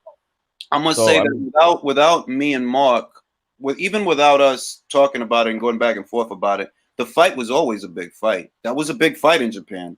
And my issue is the same issue that I've always maintained, that people in this country, for some reason, I don't know why, I look at it as weakness and insecurity and being a beta male. They think that this country is the center of the universe, and it's not. This is not Nope. the 80s, bro. This is not the Rambo era, all right? Mhm. These guys must think that Reagan or somebody is still in office. Like, no, bro. That was a big fight without the Americans watching it. It was Yeah. already a big fight. It was big. It was a major event, you understand? Just like what I said in 2018 about Ryota Murata. Look at the viewing figures for the Blandamura fight. If you put Jermall Charlo in there with Blandamura, no way in hell that many Americans watch that fight. No way in hell. Look at how many Japanese watched that fight just because it was Murata. All right? He's a bigger star than those guys. I'm sorry to say, but that is the truth. And you don't, this is not the 80s and the 90s where, oh, no, you need America. No, you don't, dog. You don't. Those days are over, all right? No. Those days are over. Can I talk on something about that fight, by the way? Because I want to nip this in the bud because I've seen a few people doing this on the videos and stuff. They're calling Kosei Tanaka a hype job, right? This dude has beaten Shameful. this dude has beaten a lot of top 10 rated fighters in 3 different weight divisions, and he's beaten multiple champions, right? He goes into his 4th weight division, moving up. What was it? Was this his 17th fight? Yeah. Fighting 16th, against wasn't it? a guy who probably may be the most underrated pure boxer on planet Earth. Underrated pure boxer on planet Earth between defense, feet, everything. You name it, this dude's got it. He's going up against a guy who also has an amazing trainer in his corner in Ismail Salas, right? An absolute fucking boxing genius who I personally gave my Trainer of the Year award to with what he did because he caused Julius the most grief this year. And The jab just never stopped. but in Let's put it as concisely as possible. Kosei took a chance on Kazuto that many fighters in the West, with the exception of Teofimo, he took a chance on Kazuto that most of these guys here, I guarantee you, they won't take it. He took on. And he did it with no tune-up. No tune-up, went straight Yeah, to no a new tune-up, weight, no straight- tune-ups, nothing. Listen, I'm going to say this. Let's put it as concise as possible. There's another champion in that division who will not fight him, and that's Jerwin Angas. There's another champion in that division. And Filipinos are supposed to be these fighting warrior guys and everything. Ain't no fucking way he getting in the ring with any of those top dudes. No. But Kosei was willing to. He put a lot of he was on the cusp of pound for pound himself. Yeah. Well, I mean, to be fair, fighter. I ranked him before he vacated the WBO title, and then when he vacated it was vacated for a couple of months. I'm like, all right, I got to take him off the list. But when he was just a 3-division champion, he was in the bottom tier. He was like at number 10. I had him on there because he was 15 or 16-0, something like that. 3-division champion. Yeah, that's pound for pound, bro. That's one of the best. And But when you look at the guys he's beat as well, Julius, like when you look at Taguchi, who's been a unified champion himself, when you look at the fact he did it in 3 weight divisions, when you look at he beat Angel Acosta, schooled him. And Angel Acosta is actually a pound for pound puncher, knocking. He just heals people the hell out. He's a huge puncher. I mean, Kosei is a really good fighter, and he's still only 25. He needs to improve on a few things. He ain't no hype job, and he can probably go on to still be a 4-weight world They champion. don't have a high opinion of Kazuto, right? Kazuto beat an unbeaten Kitty Pong Jiangrangjang, right? They're not going to know nothing about that. I think he also beat Akira Yegashi. I think he did. He beat Akira Yegashi. He beat Reveco as well. He arguably had gift decision losses against Donny Nietes and I'm Not Running Wrong in his prime. Yeah. In his prime, he arguably won those 2 fights himself. But even if you qualify those losses, like let's take our anecdotes out of it. I'm not wrong. It's not a joke. Look at his resume. Look at his fucking resume. He's not a joke, that guy. Dani Nietes, he's not a joke either. So there's no shame, even if you want to qualify it, there's no shame in losing to those good fighters. All right. He schooled McWilliams Arroyo. Schooled him. Absolutely made him look ordinary. And in all honesty, Kazuto's in a point where physically, age-wise, everything, like he's at the peak of his prime. The peak of his prime now. Plus, how many years? He's been in world championship fights since 2011, winning for a decade in February. For a decade. He's been a unified champion. He's a 4-way world champion. That type of shit. If he was in the West, if he was an American fighter, yo. I surmised in one of the last videos that I uploaded, not the last one, but the one before that. I surmised every pound for pound list that I updated, right? Up on, from the time that I added him when he beat Palikte, became a 4-division champion, won that WBO title after Donnie was running scared. I call it like I see it. You didn't want to fight Palikte for a second time. It is what it is, for whatever reason. From then on, he's always been hovering around the top 5 of my list. From then on, he's top 5, bro. He doesn't need to fight on Fox to be top 5. You understand that? We're rating his skills and his resume. He doesn't need to fight on Fox. He doesn't need to fight on Showtime. He doesn't need to fight on DAZN. He doesn't need to fight on, we're rating his resume. And he's, like I said, I saw the hot takes from Mr. Potato Head. And I'm like, yo, dog, this guy has to be stopped. You are breeding too many stupid fucking. Oh, pure lying out of his ass. I knew Kazuto Ioka was gone. Bro, you didn't know who he was. Come on, bro.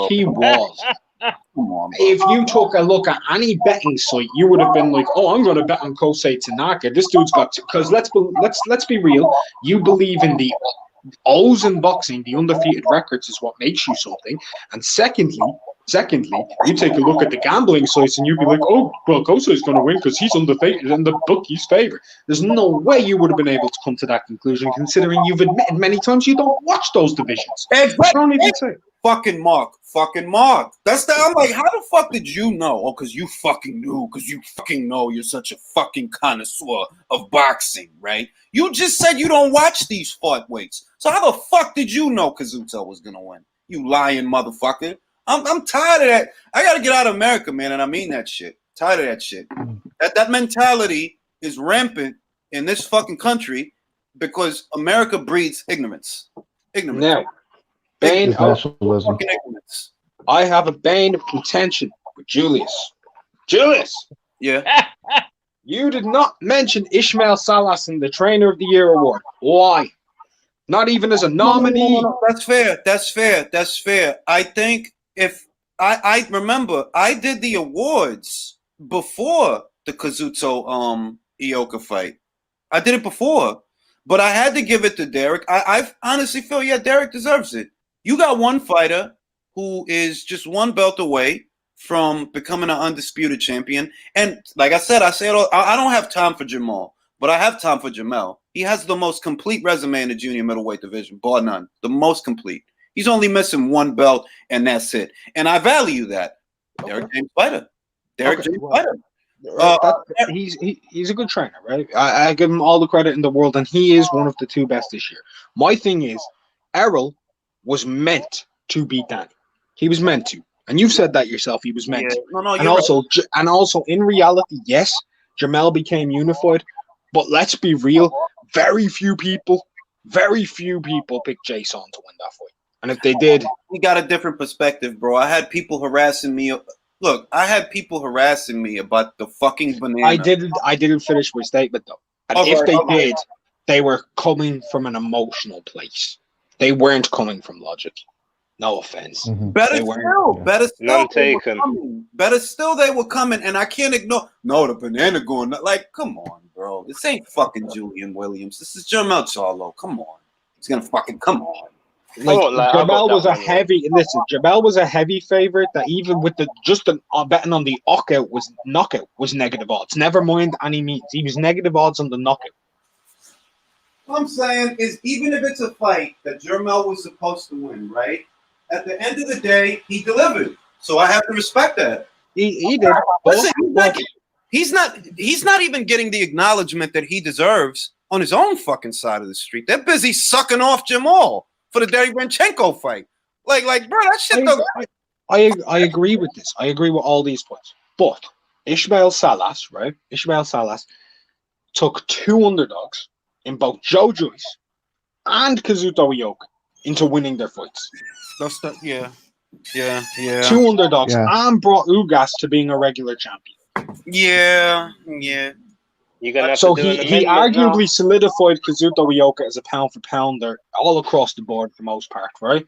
And on top of that, like Joe Joyce had one of the biggest upsets this year and put himself into serious heavyweight contention,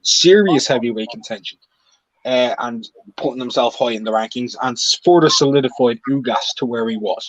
I mean, he really deserves it. Either he's the trainer of the year or he's second. It's between those two guys, but I gave it to Salas.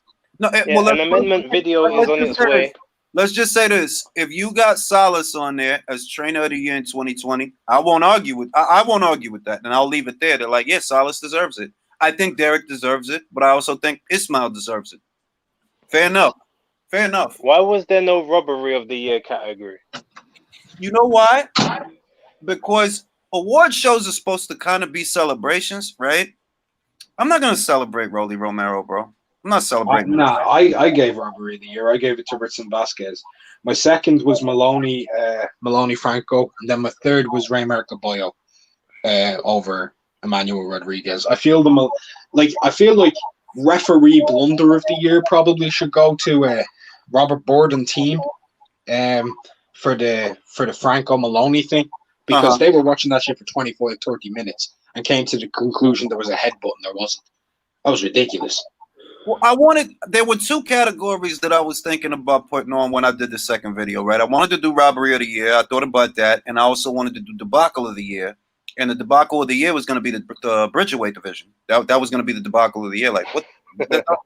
It's like, but then I thought about it, I'm like, award shows generally are celebrations. And I'm not celebrating robberies and debacles. Like, what? Like, nah, man. Fuck that. That's fair. But having said that, you can't really put Bridgerweight as a debacle when it hasn't even started yet. That's a bit harsh. I'm hearing rumors that Oscar Rivas, I gotta check, is open to being the next Bridgerweight king of boxing. Oh boy. I don't see anything wrong with that. I don't see anything wrong with that, man. No. Maybe you could tell me what's wrong with it. This is the problem. Let me say this. I think it should be included because you might not want to celebrate it, but boxing is a sport of highs and lows, right? That's what it is. It's always been about that and the drama of it. And celebrating all the sport and its good and bad is what makes this sport so special. Honest to God, it's like a soap opera on wheels. Yeah, but look, this Bridgerweight thing, I'm really praying to God that it doesn't gain any momentum, because all it is another division where the WBC will collect sanctioning fees from more people. That's all it's for. That's it. That's literally it. And you diluting boxing by splitting 2 weight classes into 3 weight classes, because that's what you're doing between the cruiserweights and the heavyweights. Moreover, there's no names at Bridgerweight, and that's my saving grace. That's my silver lining. That, bro, you ain't gonna make but so much money as a Bridgerweight champion. There might be a couple of guys at 160 making more money than you. You know what I mean? So I'm hoping that kills that division, because we don't need it, man. They making a mockery of the sport. Mauricio Suleiman is making look at the shit with the franchise. A couple of days ago, I did a video about how you see how Canelo, he wanted to fight for the full title. The full title. That franchise shit, he looking at that shit like, man, fuck that shit. That shit ain't about nothing. I want the real belt. I want to be a real unified champion. And now they got to restructure. Mauricio said that him and the board have to convene about the future of the franchise. Like, yeah, make that shit go away, because that shit was stupid. Franchise champion. You a non-profit organization. How do you have a franchise champion? That's an oxymoron. Yeah. Hey, I got a question for you. There was a comment made that boxing rewards people who don't do nothing, and people who are successful, they don't reward them and make things harder for them. Do you feel that's an accurate statement? I'm gonna say in the It depends on the market. The Brits aren't stupid, so we can't include them. They Well, don't. in America, In America, that is 100% facts. Look at Terence Crawford. Look at Badu Jack. Badu Jack has. Look at Dave Allen in the UK, by the way. Before you say that, He has a cult following, but he's not a megastar. He's not a megastar. Come on. does more seats than Crawford. Come on. You gotta stop picking on Dave Allen. He retired, for God's sake. Leave that kid alone. He'll be back. It's his 15th retirement. He's not coming back. It's his 15th retirement. He's not coming back. He's probably gonna end up being a correspondent on Sky. He's already talking about coming back. Come on, dog. Throw me a bone, dog. It's early in the morning. I did it overnight. Fine. I won't take more money from you this year. All right, now this is gonna be a different year, man. It's gonna be a different year. But you have Chocolatito in the Estrada fight against me, right? Yeah, I do have Chocolatito. Yeah, okay. You still like Estrada for the fight? I'm 50-50, man. I don't mind. I'll be undercutting you a penny in conversion rate to equality. Because Russo versus the winner of that fight, I genuinely don't know what the hell happens. I don't know, dog. Kazuto frightened me, and I don't know. I think Kazuto could beat Estrada, but I don't think he'd beat Chocolatito. I have no idea, but all I know is I feel both of those guys are getting they're not as good as they once were, and I think they're not at peak anymore. I think they're still phenomenal fighters, but I think Kazuto's at peak right now. I do think he's at his peak. Kazuto's, comparatively, you'd have to say that, yeah. But are we reading too much into the Sorum Visai fights? Like, that's the only guy that beat Chocolatito, bro. It's the only guy. I have no idea, man, but Chocolatito, he did look like his stamina was going down a little bit. Because he was doing most of the work with that with Israel Gonzalez. I know, but he always does most of the work on points. It's his fourth weight class. Give him a goddamn break. He wasn't having the same issues against Quadras in terms of stamina, and he was getting punched as well, doing the same amount of work, maybe even more. He is older, man. That's a much more like fair thing to say. It's not like he's an older guy. You know what Chocolatito looked like somebody's uncle. You'd never think he was the vicious fighter that he is. You look at him, he looks like he's somebody's uncle. He looks like somebody's really tiny uncle who'd fuck you up in the wrong circumstance. Yeah. But it's like you look at him like this guy's like, if I tell you, this guy's a vicious fucking fighter, dog. Like he's an animal. You wouldn't know what to look at him. He looks like the happiest little person ever. Look like somebody's uncle. Yeah, if you were to look at Roman on the street, not know anything about boxing or sport or anything, especially off season, how chubby he gets and everything, right? You would not think that this dude, pound for pound, is one of the greatest fighters on the planet for the last 15 years. And you gotta love him because, like I say this about Chocolatito, he's not a defensive wizard, but for someone who characteristically comes forward, he has great defense. For someone who comes forward, that he's usually the aggressor, but for someone who's usually the aggressor, yeah, he deflects a lot of shots, catches a lot of shots on the arms and gloves, slips a lot of shots, gets out of the way a lot of shit. Yeah, he's good. He has what you call. I think him and Naoka would be a good fight, man. Him and Naoka would be a real good fight. All really good at parrying.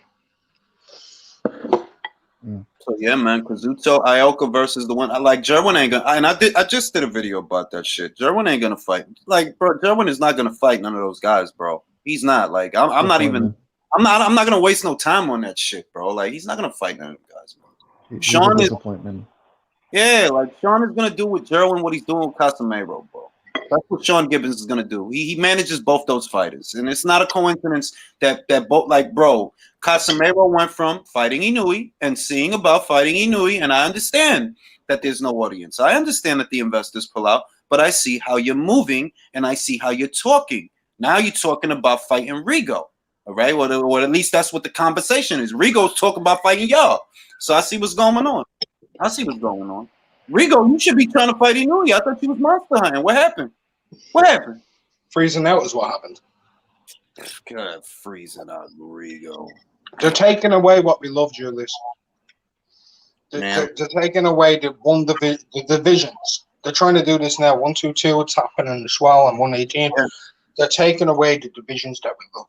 Yeah, they are literally. They're messing them up. It's The sad. only saving grace is that Luis Neri has the WBC. Angelo Leo has the WBO. He's probably gonna fight. Leo fighting Fulton. What happened? Leo's fighting Fulton. Yeah, he's fighting Fulton. Fulton might beat him. But even if Fulton beats him, it's still possible. And that's the only silver lining I have. That even if Fulton wins, you could still make Fulton versus Neri unification match. It's just after that, that's it. They ain't going to unify after that. I know, but they'll make what they call strong first choice. Strong first choice subsidiaries. So Ray Vargas versus Neri, Danny Roman versus Neri, Poyano rematch, all this crap. Ray Vargas went over there to go on vacation. He signs to the PBC. He hasn't had a fight since. He went Broke over his leg. Yeah. I know. Like Thurman hurt his elbow or whatever it was. I know, dog. These guys look, man. I don't know the severity of Keith Thurman's injury, for example, after the Danny Garcia fight. But you mean to tell me he needed to sit out for 2 years? Really? Yeah, Ray did legit break his leg, man. I've seen that shit. All right, Ray Vargas broke his leg. That's the story. That's the story. My thing is, do I believe it? You get over there, you break a leg. You don't fight. All right. I mean, I could take it. I could take it at face value. I just think it's funny these coincidences, man. Thurman fights Manny Pacquiao, gets injured, stays out for over a year. But August signs to the PBC, breaks a leg. Tony Harrison after the Jermel Charlo fight, didn't he break a leg or some crazy shit? No, that was the first fight. He injured his ankle. But he actually still fought him again, and he still apparently. No, I know. It's just that Tony's a G. Tony himself said that I might fake an injury. He said that, and that's where that's where my feeling comes from. They're like, yo, what if these guys are faking injuries? What if it's all fake? Like, it's just because, well, we ain't got no fight dates for you right now, bro. So you're gonna have to sit out for like a year. Just fake an injury so they don't attack you. I mean, nothing surprises me in boxing, bro. Nothing surprises me, right? Yeah, I heard Thurman is 8 months pregnant with with twins. With Josecito Lopez's baby. You know what I mean? It is what it is, man. Nothing surprises me. I mean, all these guys always coming up injured, man. Like, oh, Thurman, he's got a bad case of tennis elbow. He can't box for the next 2 years. You know what I mean? So, all right, guys. Campbell versus Garcia predictions. I got Ryan, man. I got Ryan on points. I think Julius has Ryan by knockout. Yeah, I'm going with him, but he's a big, strong kid. He's fast. It's been a while since Luke had a fight. It has. It's just, I don't know. I look at it like, look, you can't use the Lomachenko fight or even the Jorge Linares fight with Campbell as an insight to the Ryan Garcia fight because he's built different than those fighters. He is significantly a bigger specimen than those fighters. He's got hand speed. He's got size. Look at the kid. I see a situation where, yeah, maybe he gets the knockout. Maybe he does. And I'm going with that. I'm going with Campbell late. Dig it. I can dig it. Like, I don't blame anybody with this because it's a point of, like, how proven is Ryan. You know what I mean? But, like, at the same point, Luke's most proven in losses. That's something that's really difficult for me to, like, get out of my head. I know a lot of people want to gloss over. People will also bring up that he was an Olympic gold medalist, but they'll leave out it was at bantamweight. All of this stuff, like, I mean, these are like the reason he lost to Mendy. If you watch the start of his career, he's growing in size and filling into his frame because for his entire amateur career, he was a fucking bantamweight. Yeah, that has a lot to do with it. And I think about Like Jorge Linares has a laser right hand. He has one of the. I still think he has one of the best right hands in the division, but he is a significantly smaller guy than Ryan. I mean, he is. He's extremely accurate. He's really accurate though. That's my thing. Like, I'm not with the Linares slander. You know, I've never been with that. Like there's good fighters that maybe they have a loss, that maybe they're not perfect. I'm not with the slander. I've never been with the slander. Like, oh, Jorge Linares has to be a piece of trash.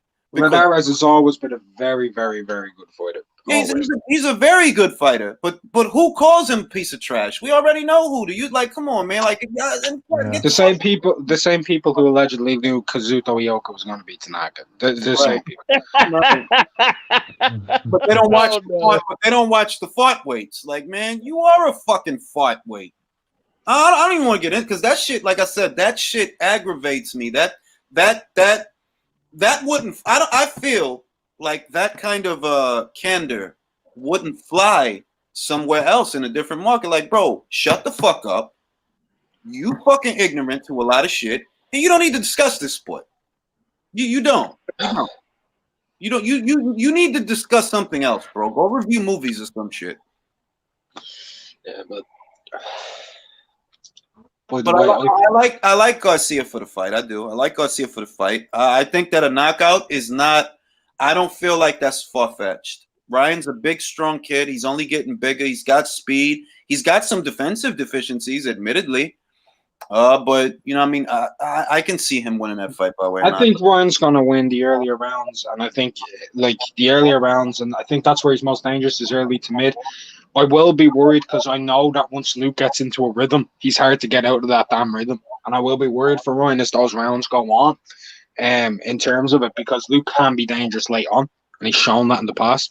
And I don't know where Ryan's stamina is, because one of the only times we've really seen it was against Carlos Morales, but once again at 130, not 135. So it's just there's a whole lot we just don't know. Yeah, it's a blind pick. It is really a shot in the dark. I told Beats on Twitter that because logically, if you're gonna go by nuts and bolts and mechanics and resumes and all of that, you gotta kind of tilt your hat to Luke. He has been in there with better fighters. That's just the truth. I've never seen Ryan with no statuesque southpaw that has an Olympic pedigree. I've never seen him. So if you picking Luke, I'm not mad at all. But it's just something that Beat said stuck with me. They're like, yeah, Luke is an almost guy, bro. He's an almost guy. But you know what, Julius? I've never seen Luke in there with a natural 135 pounder. That's a fair point. Never. Except for Yvonne Mendy. And in the first fight, he lost. And Yvonne Mendy is a very basic type of fighter. So he's good, but he's very basic.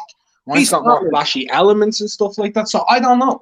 There is a whole lot of, like, a lot of people are like, oh, no, Luke can do it. There's a lot of questions on Luke as well. Like, if people are just being like, yo, no, he's been in there and given Lomachenko a good fight. And he's given Linares a good fight. Yeah, but they started at 126. Exactly. And he's an almost guy. Like, I could tell you that, all right, I'd pick Luke to beat Emmanuel to go. Guy like that. Yeah, he could be a guy like that. But in these high-level situations, when there's a lot on the line, it's a question of trust. Do I trust Luke? No. Yeah. I don't trust that. I'll be honest. I don't really trust either guy. It's pure dark. No. I don't trust Ryan. You understand? But there are other things that are happening that I do trust. I trust that one of those scorecards, if it goes to the cards, is going to look very fucking funny. I trust that shit. If I don't trust nothing else. I do trust boxing politics in the West. Yeah. In the West. Yeah.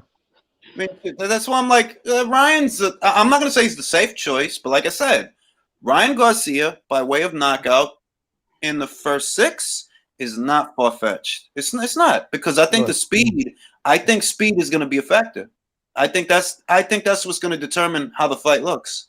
It depends on how Luke can weather the storm. If he can weather the storm of Ryan's punch, he can solve Ryan. But if he can't, he's out of there.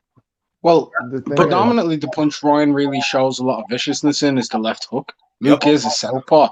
So I can see him circling out to Ryan's right away from the left hand, which is what he'll look to do, keeping his foot pretty much in position the entire time. Ryan's not really dealt with that. So let's see how he'll deal with the foot positioning. Luke's got the experience factor there. So They also have the Cronbo stakes. That's a fact. That's a fact. Plus, ripped. Ryan He does look ripped. hasn't gone a long rounds. I don't think it's going to go the distance. it's a battle of two very good trainers as well, actually, because Ryan's with Shane McGuigan. Yes, he And is. Shane McGuigan's a good fucking trainer. I like that shit. Wait, So Ryan's with who? Not for nothing, Luke Campbell has one of the best heads of hair in the lightwaight division. Luke is with Shane. Ryan is with Eddie right now. McGuigan has one of the best heads of hair in the whole United Kingdom. All right. Pound for pound hairline, man. Honestly, like it's Shane, it's Ben Davison, and who else? Yo, here's something like I don't want to get into too much, but when I look at Barry McGuigan and I look at Shane, there's no Shane's mom was cheating on Barry. Let's be real. Let's be 100% real. They look nothing alike.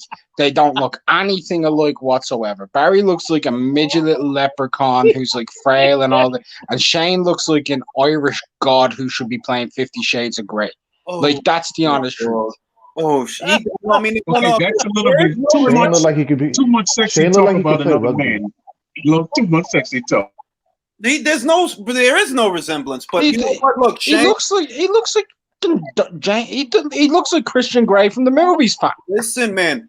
Boys favor their mother more often than not. So Shane looks like his mother. That's what I equated to. Like, you know what? Have you seen his mother? No. Yeah, he looked like a different person completely to both. Okay, I'm telling you this right now. I'm telling you right now, Gwiggy got cooked. Oh, Okay, shit. I'm So he's not really a McGuigan. He's probably a McCarthy or some shit. He's not really a McGuigan. Bruh, look, Irish people, we're ugly. We don't look like that. His dad's name is probably something like fucking. He looks Scandinavian, dude. Like he looks like a Swedish boy or a Swiss. He might be Danish or something. His dad's name might be Hans or Bjorn or something like that. Come on, Ladies and But gentlemen, it ain't. welcome to the Irish version of boxing. did you just call all of Ireland ugly? What? Nah. On average, yeah. Mark's a trip, man. Okay. Amy Adams is part Irish. She's not fucking ugly. I think No, Amy Adams. Listen. There's a difference between like descending from Ireland and getting a lot of like different things mixed into you because of the potato famine. It was normally the good-looking rich ones who left, and they left all the poor, ugly bastards to starve to death, like my family line. That's the honest truth. That's Okay. why, and that was over half of our population wiped out during that time period, either through emigration or whatever. That's why you see a lot of like the good, like when people are like, oh, look at the good-looking Irish girls, they're always American. Well, I was gonna bring up Yeah, Heather that's Hardy. true. But yeah, she's American, so that takes her out. Because Heather Hardy, she's not looker, she's Irish, but you just killed that with she's American. So yeah, that. Yeah, who knows what else has been mixed in there to fix the shit. Oh, You guys, man. now Oh, You realize, like, legitimately, Tyson Fury is handsome in Ireland, right? You Get realize the hell out of here. Get the hell out of here. hey, Tyson Fury with. Let me tell you something. Tyson Fury with hair. That guy could model underwear with hair. When he had hair. Yeah, Stop the show right now, Julius. Punch out right now before you go any further. Punch out right now. I'm just letting y'all know. All right, hold on. My son is over here bothering me. Y'all champ this shit for a minute. Tyson Fury is not no underwear model. He's not any type of model. In Ireland, he may be. We're ugly. I can't mess with you, man. I'm not falling into that trap. So Mark, you're saying you're ugly? By world standards, yes. By Irish standards, no. Okay. Okay, so I'm Jamaican, so I'll probably be a superstar over there, huh? Oh, I don't know. he said. You said, "Oh God, no." He said, on average, Irish people are ugly. What? Wait I a minute. respect that. Wait a minute. Sons of Anarchy. He was playing an Irish, biker. He wasn't ugly. He was playing, but he wasn't Irish. Oh, really? Okay, so what is it? So basically, if there's even a hint of aesthetic quality, that guy's not Irish. That girl's not. Bro, Oh, our natural skin color because of rain and shit is gray. It's actually mayonnaise. It's No, mayonnaise. it's no. It's gray. It's gray. Or naturally, like you. Yeah, man. If I go out for 4 weeks straight, I'm just gonna come back looking like fog. You making your people sound like a race of earth golems or something, man. We are though. We are. That's the truth. When people are talking about leprechauns, it's really golems. Yeah. Oh my God, I'm going on mute. I can't take it. Yo, you realize that the whole time we're having this conversation, I'm toggling a catalog of Irish people in my mind and thinking like, well, is this person good looking? Because he's basically saying all the Irish people are ugly. Katie's a pretty girl, right? I'm gonna say that. There's some good looking people, but look, I'll be honest, right? For the most part, my mates are like, oh, she's a 9 out of 10 or whatever. But I've lived in Scandinavia. I've lived in other countries. I've been to many different places. In other places, our 9s and 10s out of 10s are 7s. Oh my God, this is hard. You're gonna butcher the entire country of Ireland to start off 2021. Jesus Christ! Not the entire country, just most of it. Hey, wait a minute, you know what? Carl Frampton's a pretty decent looking guy. He's a decent looking guy. He looks like fucking. He looks but Carl, right? So Carl, he's Anglo. All right. He's not Celtic Irish. So he's up north, right? And Frampton, it's not an Irish name. It's over in the UK and whatever. So that's an anglicized bloodline. So that's more British, and they are a little bit better looking than us. Jesus Christ. They're still ugly, but they're better than us. Oh my God. Yo, dog, Gemma Arterton is not ugly. All right. Gemma Arterton, she's British.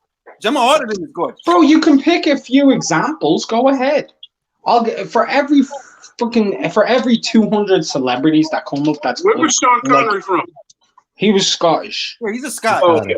You can bring as many good-looking examples as you want, but I can go to my next-door neighbor's house and my next-door neighbor's house after that and my next-door neighbor's house after that and keep going down the road, and you won't find a good-looking person.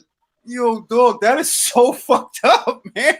Are you gonna call it? So you just on air, live, you just called your whole neighborhood ugly. I hope they're not listening. I'll fucking go outside and tell them. They won't disagree with me. They know. Yeah. There's no way they can't know. If you look like that, you cannot know. Oh shit, dog. That's so fucked up, dog. That is so fucked up. Oh shit. Oh God, I gotta move to Ireland, man. Fuck that shit. You get a dime piece here, bro. 12 over there or something. Bro, even with that detachable nose, you'd be a dime piece here. Oh shit. Yeah. Oh shit. Now, but Wait a second. Marky Mark is Irish, isn't he? Yeah, he's got German in him. Wahlberg. Oh, okay. He's got German, like somewhere in there. There's German because Wahlberg. Yeah, that's gotta be. And even then, he's American. There's been a lot that's been mixed into that shit, man. Like they fixed it. So you're saying that if you're a pure-blooded Irishman, odds are you're fuck ugly. That's what you're saying. Well, let's say 50 babies get born, right? I would say maybe 3 of them will grow up to be average, 2 will grow up to be good looking, and 43 of them will probably grow up to be chavs living on the bottle looking like shite. I haven't heard that word in such a long time, chavs. I haven't heard that word in a long time. And you know what? There's literally probably a couple Irish people listening, and they're not saying I'm telling a lie because they know it's true. Timmy Nealon's in there. He's from Limerick. He knows.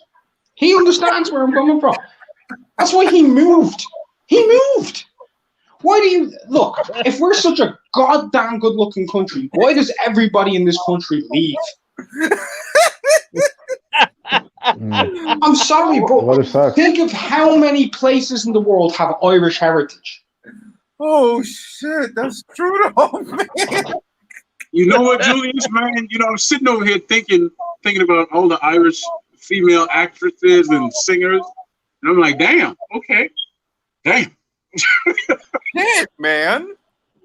I mean, The ones that stay in Ireland that are successful from Ireland, we got like Bono. Bono's ugly. Okay. That's the number one rock star from our country. You trying to compare him what to about some Robert Sinead? Plant from fucking Zed? No. Hey, Mark. Sinead O'Connor was gorgeous, man, and she didn't even have fucking hair. All right. No. Yeah, I was about to mention her. That she was hot, man. So Sinead O'Connor was weird. She's gorgeous. But once again, Sinead O'Connor, yes, she's from Ireland. Yes, she was born here. But one of her grandparents is Polish, so they fixed the shit somewhere in the line. Oh shit!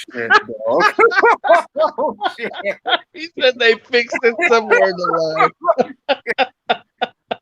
Oh my god! Yeah, we're learning all kinds of new things in 2021, man. This is a good sign. So moving forward, the prevailing opinion is: look, man, Ireland's a beautiful country, but the people ain't. You know what? Absolutely. We traded our looks for our country to look great. That's the reality. Oh shit. Look, just 0527E says, "Hey, Connor's a decent looking guy." That's what a Jess just said. Hey, Connor. Yeah, Connor's a decent looking guy. But beforehand, no, he wasn't. Go look at him. He looked like a little sick junkie, right? But once he became a multi-millionaire who was able to dress himself in 400 grand ivory tusk suits and everything else, he's going to look the piece. He looks the piece, but he's not actually that good looking. He looks the piece.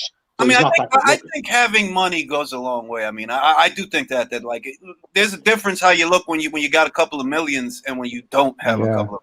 Case in point, Flavor Flav got 8 children. You know what? If y'all don't believe me, right? If y'all don't believe me, sometime over the next couple of weeks, I'll go into this. We're in a lockdown, but whatever amount of people I can find in the city centre, I'll walk up to them on video and I'll ask them, "Do you think Irish people are good looking?" You're not gonna do that, dog. You're not gonna. Dude, you gotta do that. That would be hilarious. Yeah, man on the street. That'd be funny. Mark, let's be real, right? You got Spain, Portugal, Italy, right? Ukraine, Russia, Germany, France, all over here. Ireland's the worst looking country in Europe. It's true. Stop. In Europe, in all of Little Europe. Wayne is Irish, right? Huh? Little Wayne is Irish, right? Maybe somewhere. Maybe, and there you go. Maybe somewhere he is, and that's where he got fucked up along the way. Oh, you know what Lil Wayne looked like? Lil Wayne looked like when you put out the blunt. That's what he looked when I when you put it out. And you leave it on there. Oh man.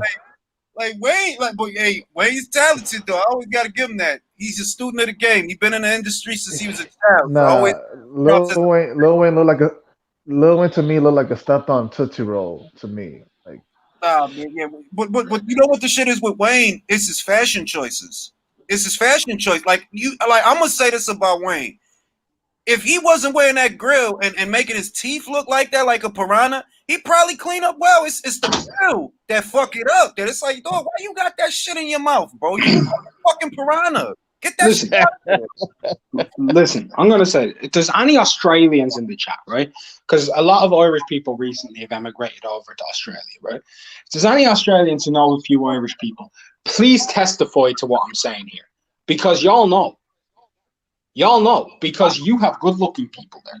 I'm gonna say this about the Aussies, man. They are good-looking fucking people. Women, fuck me, bro. Jesus Christ, dog! Like they are good-looking fucking people. Like I say, I've been Well, no, I just off of what I've seen, like just off of what I see in celebrities and what I see off of athletes and general images of the country, they seem to be very fit, like very like. Well, not fit. I'm not gonna say that because they're actually fatter than we are. But aesthetic beauty, yeah, they got that shit, man. They got that shit. Most people don't know that Australia is actually a fatter country than America. It's a jail island. That's what it is, really. Yeah, it was a penal colony. Yeah. Hey, Mark, if you walk up to people on the street and tape it, man, you got to put it on the air, man. We want to see that. Okay. bro. Well, you know, I'm gonna say should I this. ask them are Irish? Should I ask are Irish people on average ugly, or should I ask are you ugly?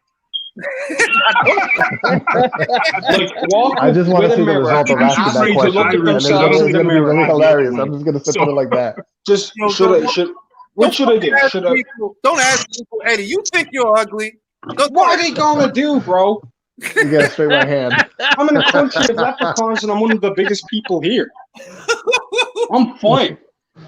Okay, I got a question for you. You ever been to Brazil, or you ever seen their women?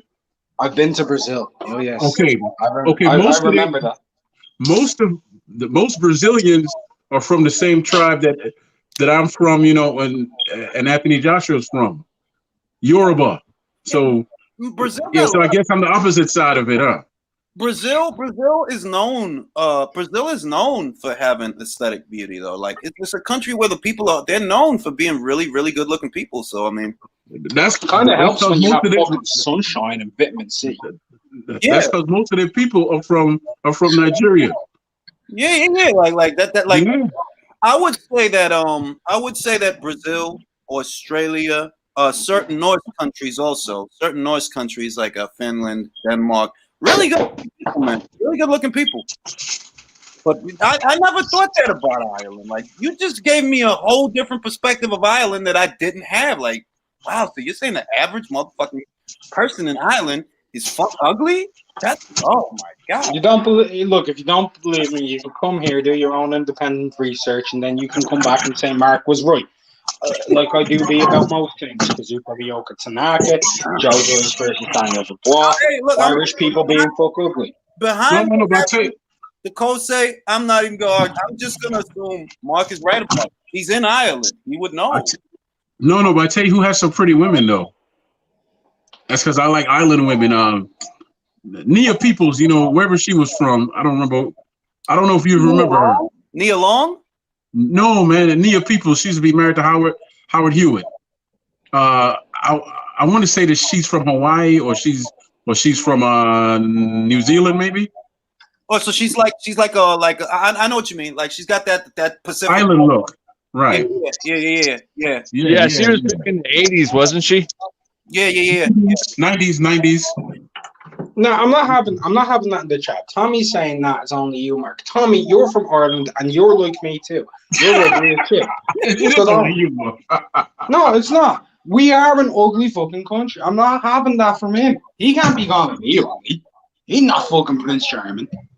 Oh shit. You know what? I'm gonna take it at face value. According to Mark, Ireland is one of the has some of the fuck ugliest people in the world. I'm gonna take it at face value. I can't take that. Because my grandmother gave y'all so many compliments when she came back, and she stayed over there for a month. Yeah, she said y'all were nice folks, and you sound like you're singing when you speak. Notice this. We're nice people. We're charming. We talk in a certain way, but we're never anything about how we look. I didn't mention looks one time, bro. I didn't mention looks one time. You didn't? Yeah, exactly. It's literally a non-talking point. You do not talk about what's not worth talking about. On the first day of the new year, 2021, let's just shit on the whole of Ireland. This is what we're doing? That's fucked up, dog. Fucked up, man. But he's Irish. He can do that, right? No, but they have great fighters, don't they? Yes, they do. Yes, they do. They're a fighting people. Yes, they do. They got great fighters. Sensational. Katie Taylor, Conor McGregor, and John O'Carroll. The fucking discrepancy is mad. Hey, Mark, I tell you got some beautiful people, but they don't got no fighters. You want me to tell you? Where? Ask Julius. Go ahead and tell him, Julius. Oh, stop it.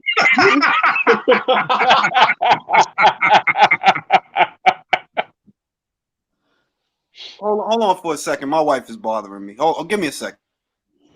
As I was saying about the Dominican Republic. No.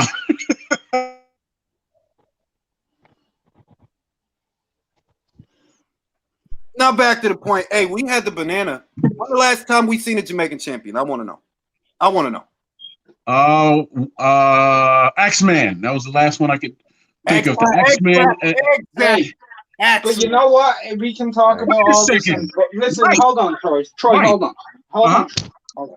In terms of all of this, Julius, right? In terms of all of this, and we're talking about like great and stuff like that. Yeah, you had the banana at 154.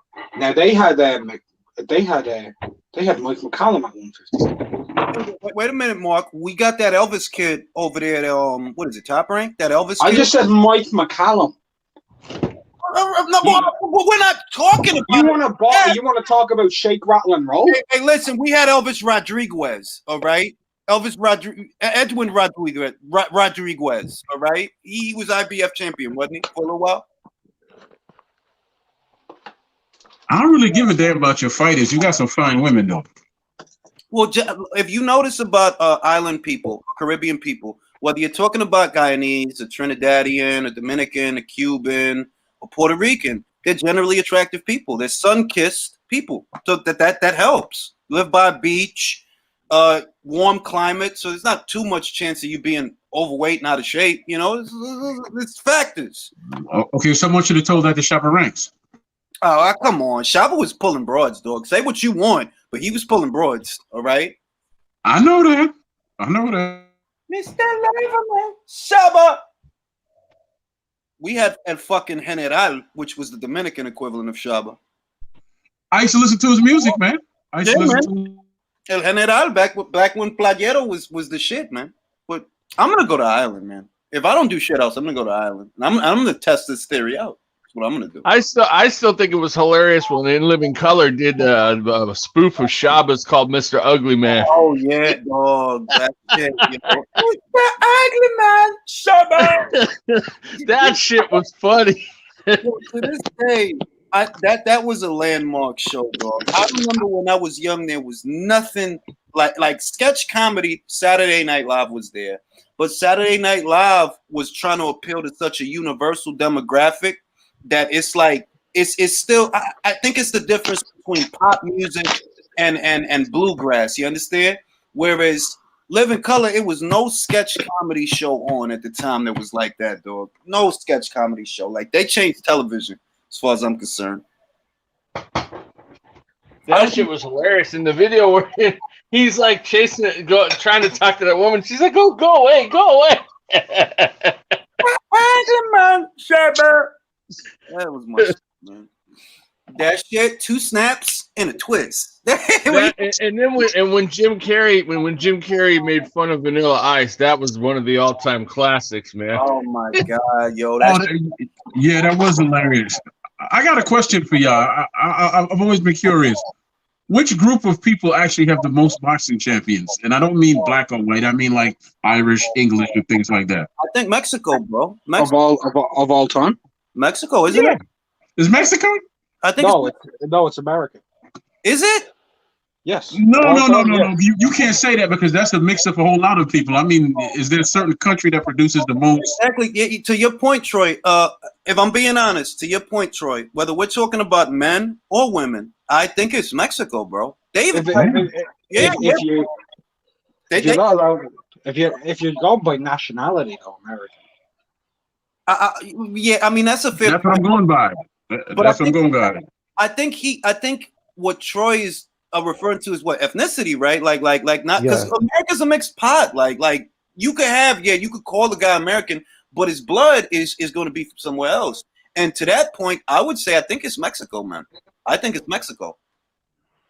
I know they got a lot. They've always had a lot of girl champions. They've always had a lot of guy champions. So if I put it all together and make it one number, I think it's Mexico. No. Yeah, man. Troy, have you ever fought a Mexican person before? No, because I was a heavyweight when I did my thing. I forgot you were heavyweight. Yeah. Yo, man, motherfuckers, man, like you really gotta beat especially when they drunk. You really gotta beat the shit out of that. Like they won't You stop. gotta slug them. Yeah, like they won't They're stop. relentless. Okay, but they're just like the Irish. They're no different from the Irish people. I would say some of the toughest people on this planet, especially when it comes to combat, is Irish, Argentinian, and Mexican. Tough. Like talk about tough. Tough, bro. Tough. Real tough. The Russians are tough too, though. And then them kids over there in Brighton Beach can fight, man. Yeah, Julius. I used to live off of Gun Hill Road and stuff. You know, we used to go. If you went up on White Plains Road and stuff, you know, it was a White Castle. Mm-hmm. There was a lot of Polish people there and a lot of Lord, what's the other one start with an A? Armenian people. Armenian. All right. Yeah, we used to get into it with them, and funny enough, the Irish people didn't like them either. Really? They didn't like them, so you know they would actually jump in for us. Oh shit! I didn't know why, but they just never got along with them. I know that them kids over there in Brighton Beach and over there, them Russian kids, man, them kids can fight, man.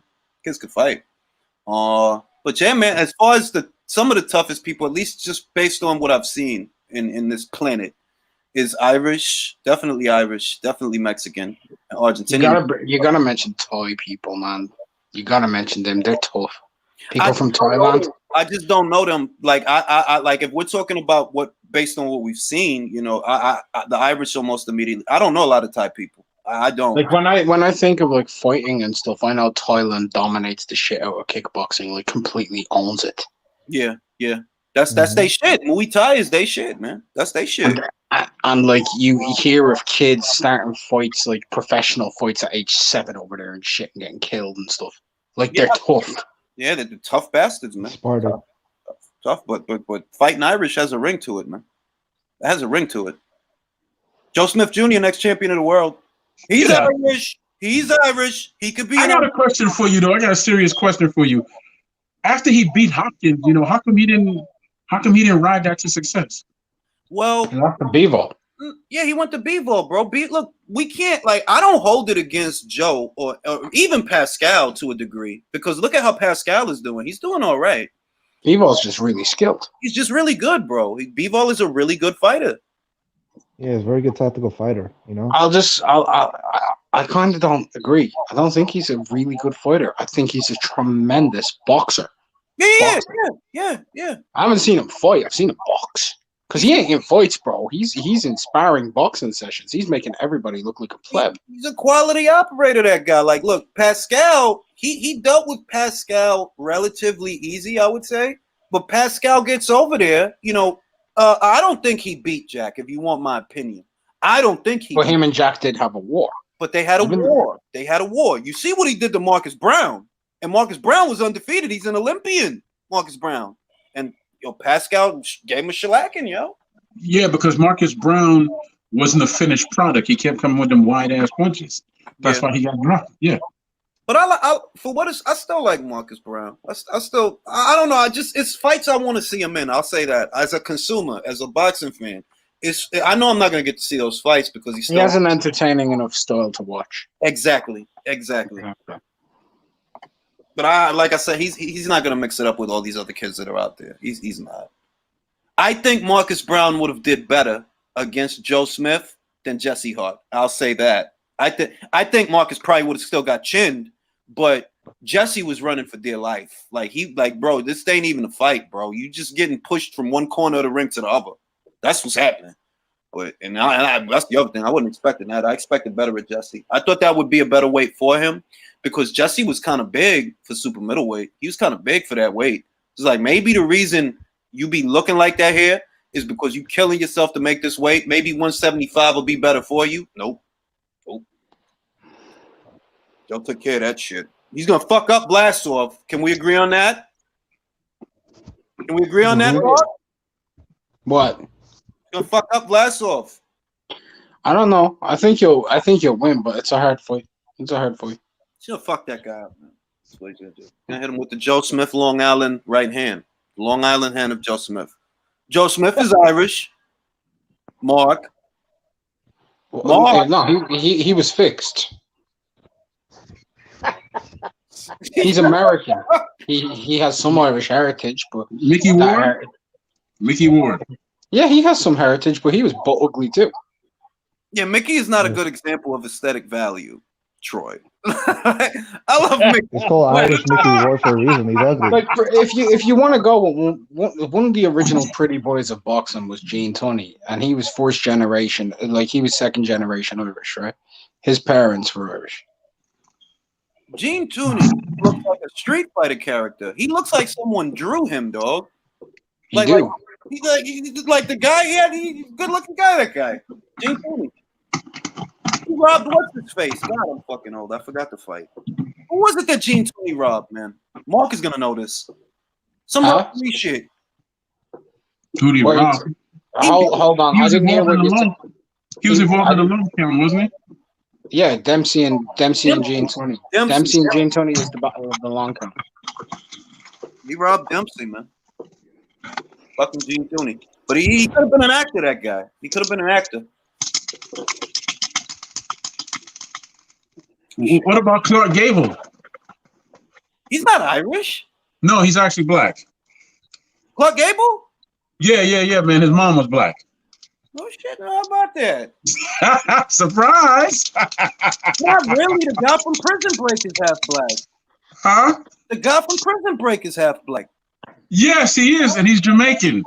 Yeah. Like, it's not surprising, bro. Like, look, my kids, if you look at them, right, you'll know that they have black, but they skin tone is mine. But you'll see it. It's not surprising. Ain't no surprises out here. All shapes and sizes, man. All shapes and sizes. I was surprised he was Jamaican. He was Jamaican, though? He is Jamaican. Ray Sean Dunn. Who remember Ray Sean Dunn? It's before y'all time. Y'all don't remember Ray Sean. Of course I remember her. You don't remember. You remember the shit when she turned into a gargoyle? Yeah, that was a great yes. That was on that thing on HBO. Yeah, man. He got lucky, man. You should have just left well enough alone. No, you want to go being idealistic, and she turned back into a fucking gargoyle. Matter of fact, you saw the Matrix, right? Yeah. That was her brother who was in the first Matrix. The guy that looked like he's Latino. You know, the little young guy that looked Latino.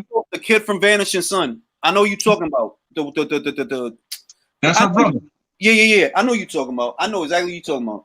The young kid that he was on that show, Vanishing Son. I know you talking about. Who's her dad now? Her dad? Yeah. I know, dog. Cheese and Chongs. Think about it. Chong, right? Tommy Chong. How could I? Oh my God, I'm an idiot, and I knew that. Like, her dad is Tommy Chong. Yeah, man. Smoke some grass, man. You do that too well. That's how he talk, bro. Okay, tell me this. Who was the weed head that actually became champion? Because it had to be somebody in boxing that was a weed head that became champion. Mark just left the damn chat. I don't know. Yeah. A weed head that became champion. We don't know who the smoker was that became champion because he used to smoke in the ring. Well, you Mayorga. Mayorga, but he wasn't the first. Motherfucking Nicolino Loche used to smoke cigarettes in the corner. Really? It was either him. Yeah, I think, it is Nicolino Loche. That dude used to smoke cigarettes in the corner between rounds. That's real shit, yo. Real shit. That's some crazy stuff right there, man. And then it was the fat guy. We got to talk about fat folks. Who was the fat guy that fought, Joe Louis, 2-ton Tony or something, and he dropped him. And Joe Louis got off the canvas and beat him into a bloody mess. Yeah, because he told Joe he was going to do some things to his wife after the fight. 2-ton Tony Gallanto, was it? Hello. There you go. Gerald McClellan wants to ask me something. Go ahead, Gerald. Ask me a question. Yeah. See, Rockstar 96. Yeah, he used to smoke cigars in the ring, man. That guy, Nicolino, he was smoking he bugging out, but hey, you know what I'm saying? Shit. Hey, Mark. Yes. Who was the other guy? I forgot his name. Was asking who was the champion that was a weed head? 90% of them in the 80s. All right, can we get an award for Boxing Predictor of the Year? I gotta give that award to either Beats or Mark. Beats was never convinced that Dubois was gonna beat Joyce. I don't think Mark was either, though. He was pretty set on Kazuto. If you go onto my channel, I know you thought I was changing because I was joking around all the time. I do that until fights are official, right?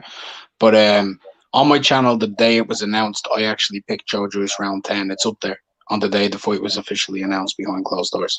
I'm trying to think of one that Beats went, and I think you went with Fury to beat Wilder. Yeah, but I also predicted a possible towel or RTD. Yeah, but that's what I was getting to, the method that it would. I'm trying to think of a hard one. What's a hard one? Well, there wasn't that many hard fights to call this year, though. Not really. I'll say this: I'm currently top of the prediction league with Champ Ross with over 80 people in it, and I came second in my debut season without understanding the point system. Hopefully 2021 has more, because 2020 there were fights, yeah, but a lot of them were foregone conclusions. I just want to say one thing, please, and I hope he's listening. Mr. D. Jefferson, nobody calls your name, you bastard. Nobody calls your name. No, smoke. It's all right. But D's pretty good too, though. D's pretty good.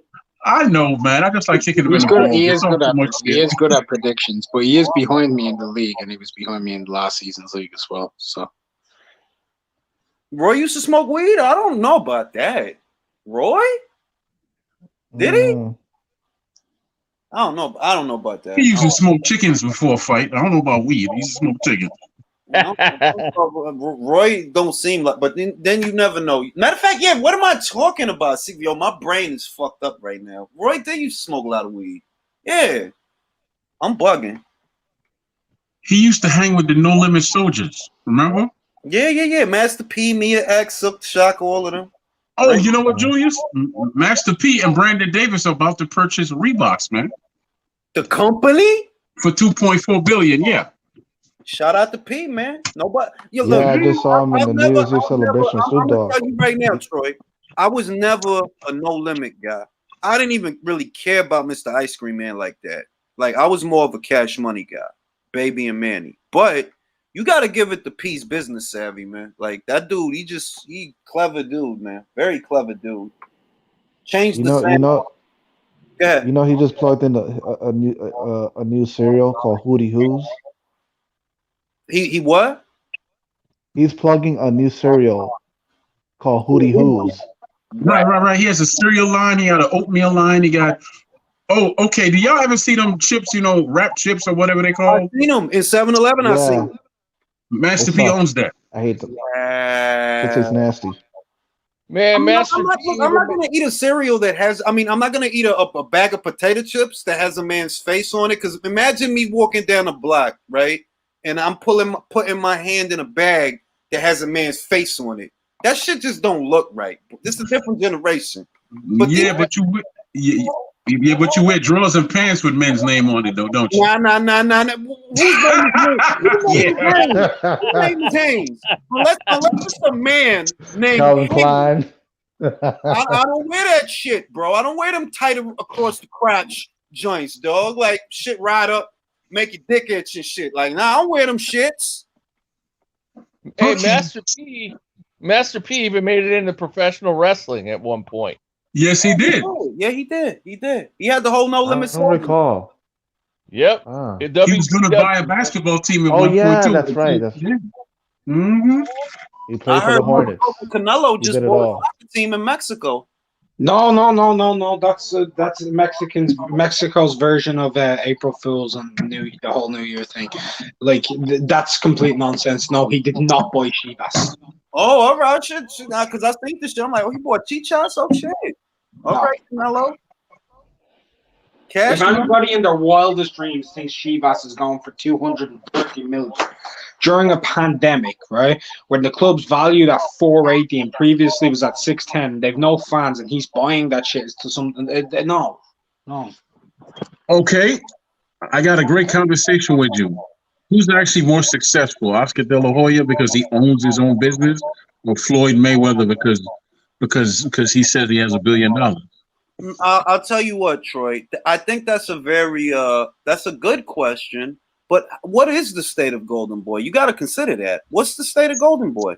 It's alive and well. It's alive, but I don't know about well. If Ryan loses on Saturday, are they well? Of course they'll be well, man. Listen. I'm gonna tell you a secret. anytime you see, Hopkins pull up and leave over there, then you'll know that they're in trouble. Okay? Right. That's a fair Any- point. That's a fair Yeah. point. But a guy jumping ship doesn't have to be the only herald of difficulties. What happened to his stable of fighters? Yeah, they were that was a bad spot they was in. That was a bad spot. And I think that without Canelo, yeah, they're in a bad spot. Why you think Oscar's talking about coming back, bro? Be real. You think he's coming back because he has a desire to fight? I honestly believe he's coming back because you know what? You better give the zone something. You better give him something. I think it's a two-part thing, Julius. I think he took a look at the landscape, and he's at that age now where he thinks, well, I lost some weight, I got in a little bit of shape, I still got my hand speed. I think I can take these guys. And if you walk a little further, he's thinking to myself, well, I just lost my biggest fighter. But I'm still the golden boy. I'm still the golden boy, so I can become my biggest fighter. He's mounting this comeback to try and compensate for what Canelo is no longer doing for his company. So if the question is, that's exactly what I said. But that being said, if the question is who's doing better, Oscar or Floyd, then I would have to say Floyd. I would say Oscar. Floyd is just doing whatever the fuck it feels like. Like, man, if you want to give me $9 million to beat up this bantamweight that's a kickboxer, I'll take it. Right. But you're missing the point, though. Floyd has to go make money himself. Oscar could make money in his sleep. Oh, come on. Like, you don't think Floyd has a couple of like investments and things like that? Just because you don't talk about them don't mean you don't have them. Come on, man. He talks about every and anything when it comes to money. So Oscar, on the other hand, he has a name, but he also has a proven company behind him that he could leverage. So, so, we don't know what he's involved in either, do we? I mean, it's a fair assessment that maybe Oscar has investments that we don't know about. But ultimately, if I'm looking at it, my guess is, Floyd is financially okay. He's okay. Oscar, I'm not sure. Look, all I'm going to say is I would say he's more successful because he's able to fuck his own merchandise. Wait, we talking about Oscar? We talking about Floyd? Floyd. He's able to do what? He's able to fuck his own merchandise. Girl, what's that shit? He got them strip clubs. What's it called? Girl Collection. Girl Collection. Yeah. He's able to fuck his own merchandise. And Oscar has the whole country. He could keep on milking until he turns to dust. I don't know about I don't know about that, Troy. I mean, it doesn't help when you're snorting all that. I think you're downplaying. That was past. You can't do that. I think you're downplaying the severity of Canelo's absence and what effect. Because he was a major money maker for Golden Boy. Outside of Canelo, who's gonna make them that cash right now? Who's gonna make them that? We don't know that yet. Besides Ryan, but as a businessman, he's always building. So we don't know what he has planned, and we don't know what the company has planned. Because years ago, when Al left and took all the fighters, everybody said, "Oh, damn! The company's done. It's gonna sink." They're still here, and all them fighters he took. What exactly have they done? That's you know what? That's a fair point, because out of all them fighters that Al took, not a single one of them is as successful as Canelo Alvarez. Not a single one. And you could say that he built Wilder. It wasn't Al Heyman that built Wilder. It was Golden Boy, right? I blame Oscar for Wilder. Bro, a lot of them shit ass fights, them ain't shit fights. That was under Golden Boy. Really, I blame Shelly Finkel because he's the A1 from day one. But that's Wilder, man. I don't even want to get into Wilder, man. Fuck that shit. My guy is Anthony Joshua. I'm sticking to it.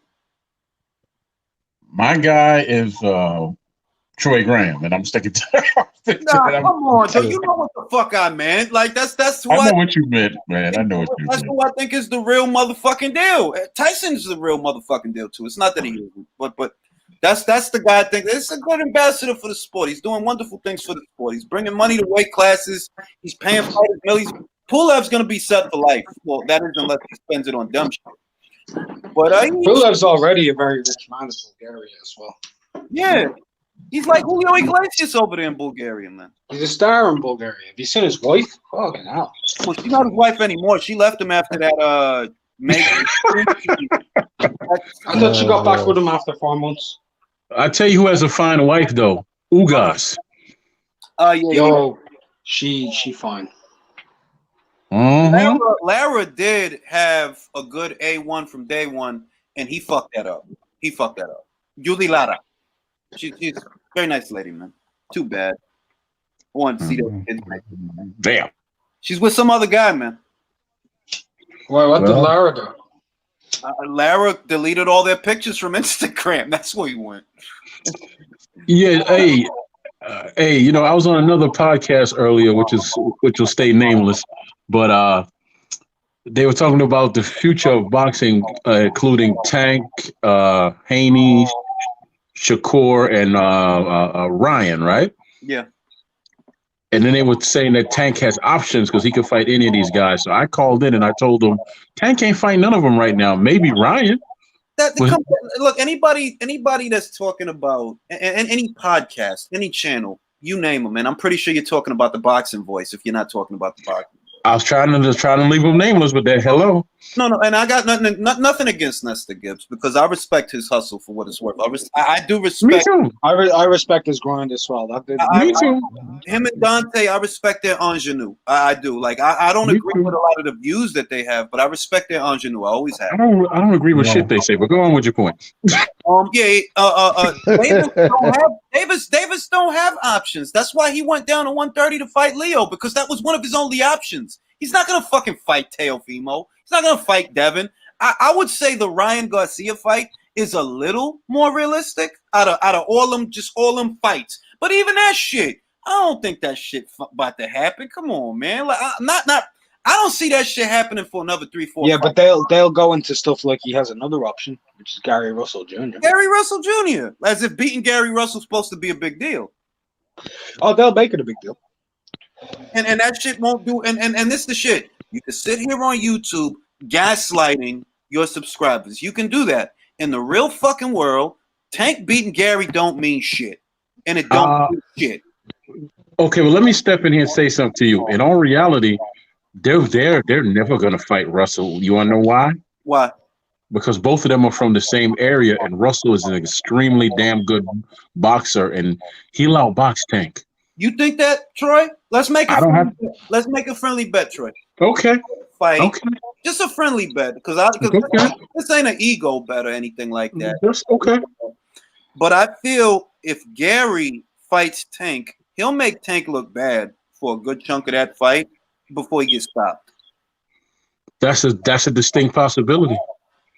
I feel like Gary can play with him for several rounds before he gets stopped. Okay, so what's the bet?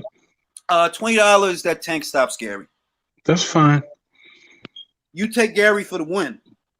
Yeah. All right. I got Javante stopping Gary. I got the fight not happening at all. You think it don't happen? Not at all. I got a question for you, Troy. Yes, sir. If he don't fight Gary, right? Who does the PBC have for him to fight? He not gonna fight Javier Fortuna. I tell you that. 235. Look, guys. At some point, Tank Davis has to put his foot down and has to demand who he wants to fight. Like I don't get it with this guy. What are they?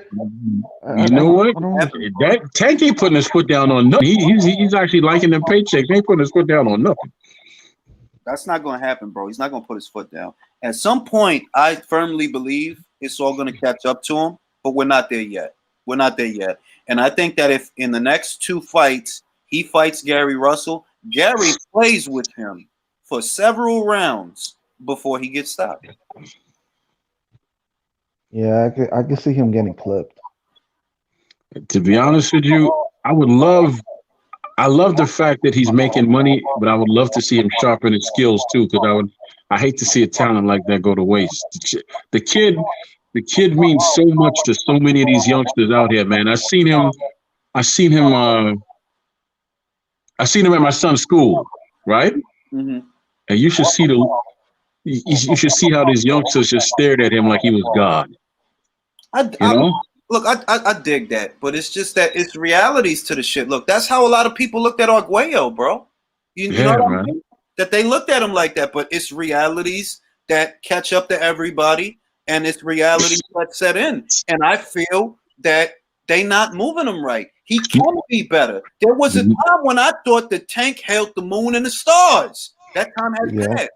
Yeah, he got hit too much in the last fight, and the truth is, I just know his meaning to these youngsters out here, man, because I've seen it, and he has a sway with them.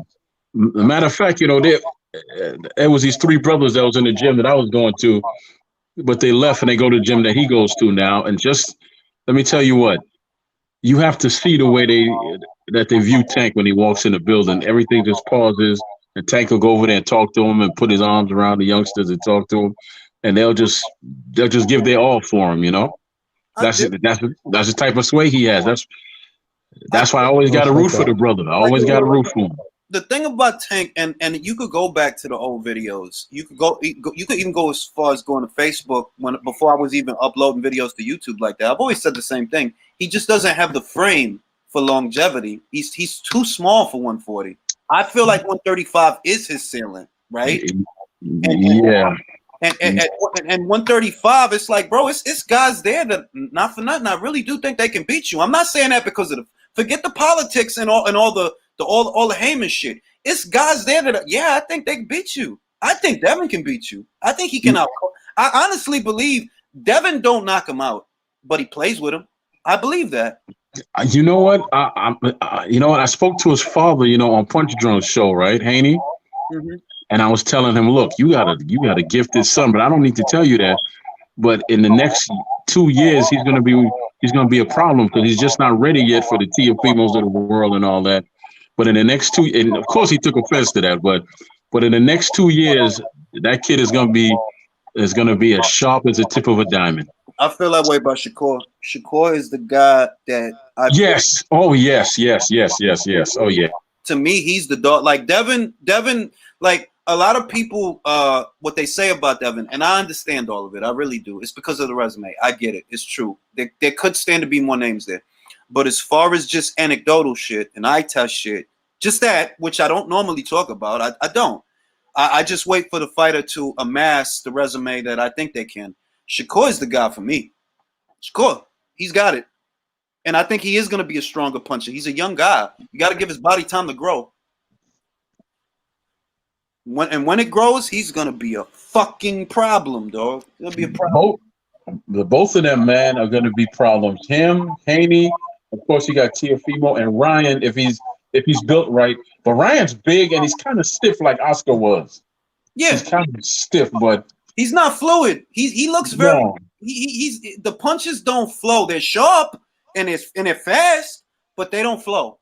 He's not fluid. He's not loose and he like. Oh, the best example, which is probably the most crude example, is Larry Holmes. Punches flow. They just flow. He doesn't look stiff. Ryan looks very tense when he throws his punches. I think Ryan stands a little too upright too. Yeah. Because I've seen him get caught He one throws and time. his chin is up in the air. He was all wobbly. He got whacked, and he was like all wobbly on his feet. Well, we'll see. We'll see if Luke can use that shit to his advantage. We'll see. But I do have Ryan stopping him. I do think Ryan's going to stop him. He's a big kid. He's strong. He's fast. I think the speed is going to be a determining factor in this fight. I think he's going to beat Luke to the punch, and this thing might end early because he just has the ingredients to be that guy, to be that superstar. And I don't think he's going to fuck up here. I really don't. But Shakur, as far as this is gonna sound funny. I honestly have I think Shakur has a higher ceiling than Devin. I like that kid. I like Shakur. So we'll see. Oh, and Jared Anderson. I got my eyes on that kid. That's another one I'm watching. Jared Anderson. Promising young prospect, yeah. He has it, man. He has it.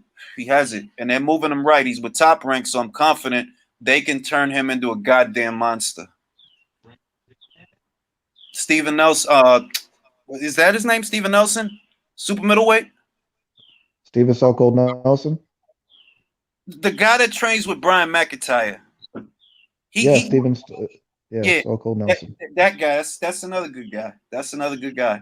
What do you think about him fighting Berlanga in the future?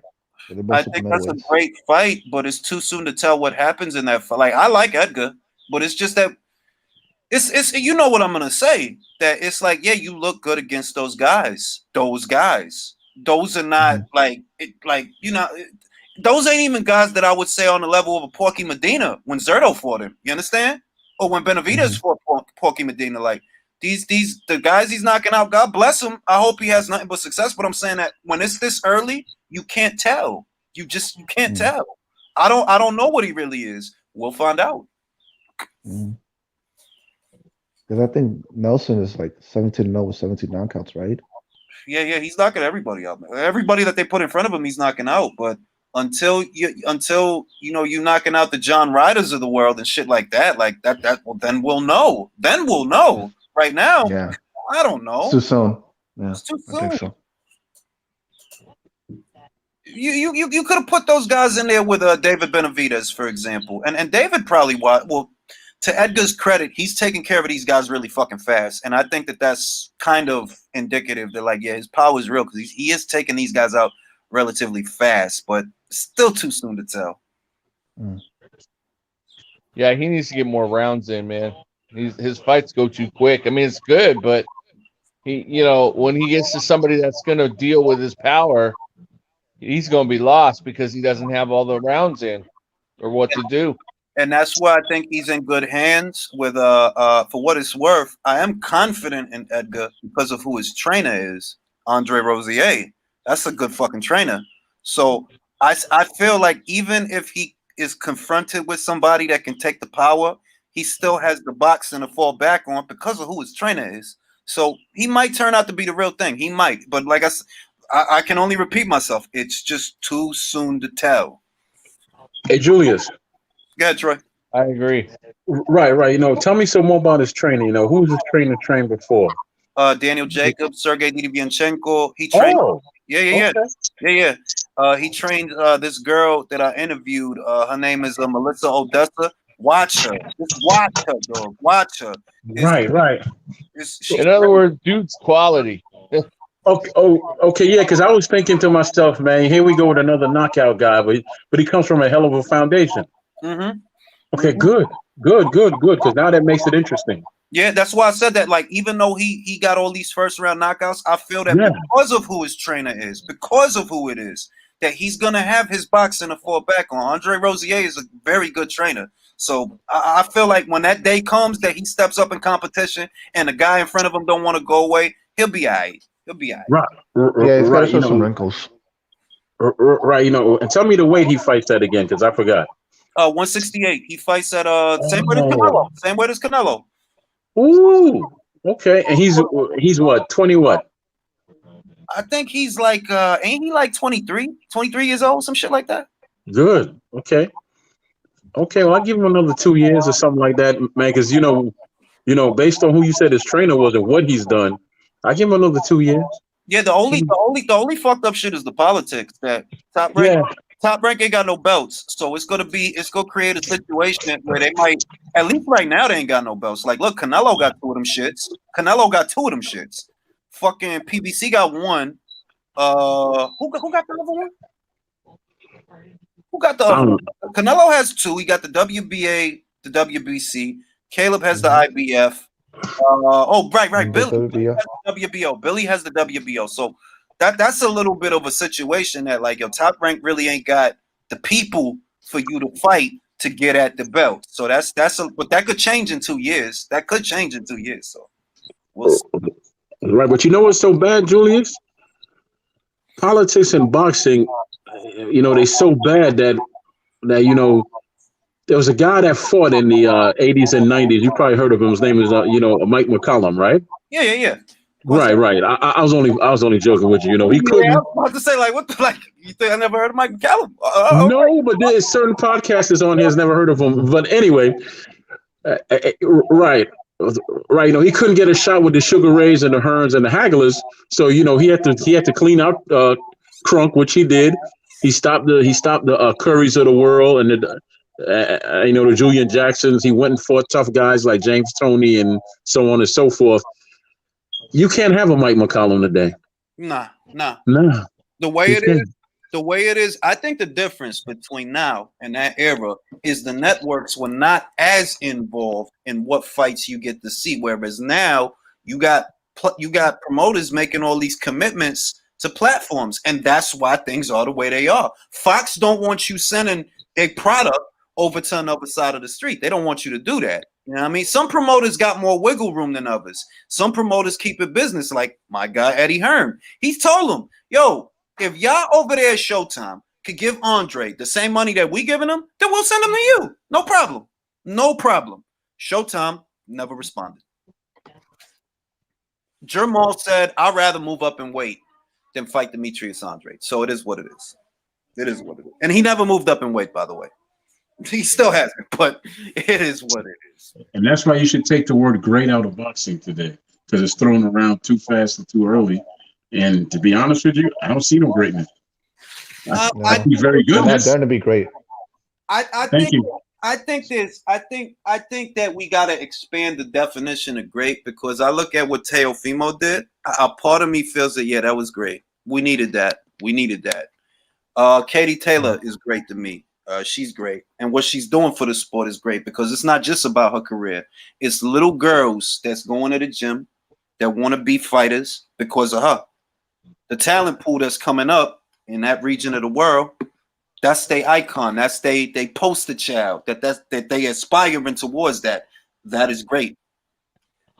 I think what Terry Harper's doing is also great. Like it's great fighters out there, man. It's not. Yeah. Shields is great and how she was doing, but she moved to the MMA for right now. I'm gonna just say, the thing with Shields, and it's not even about Shields. Like the thing with Clarissa is not her fault. It's nothing she can do.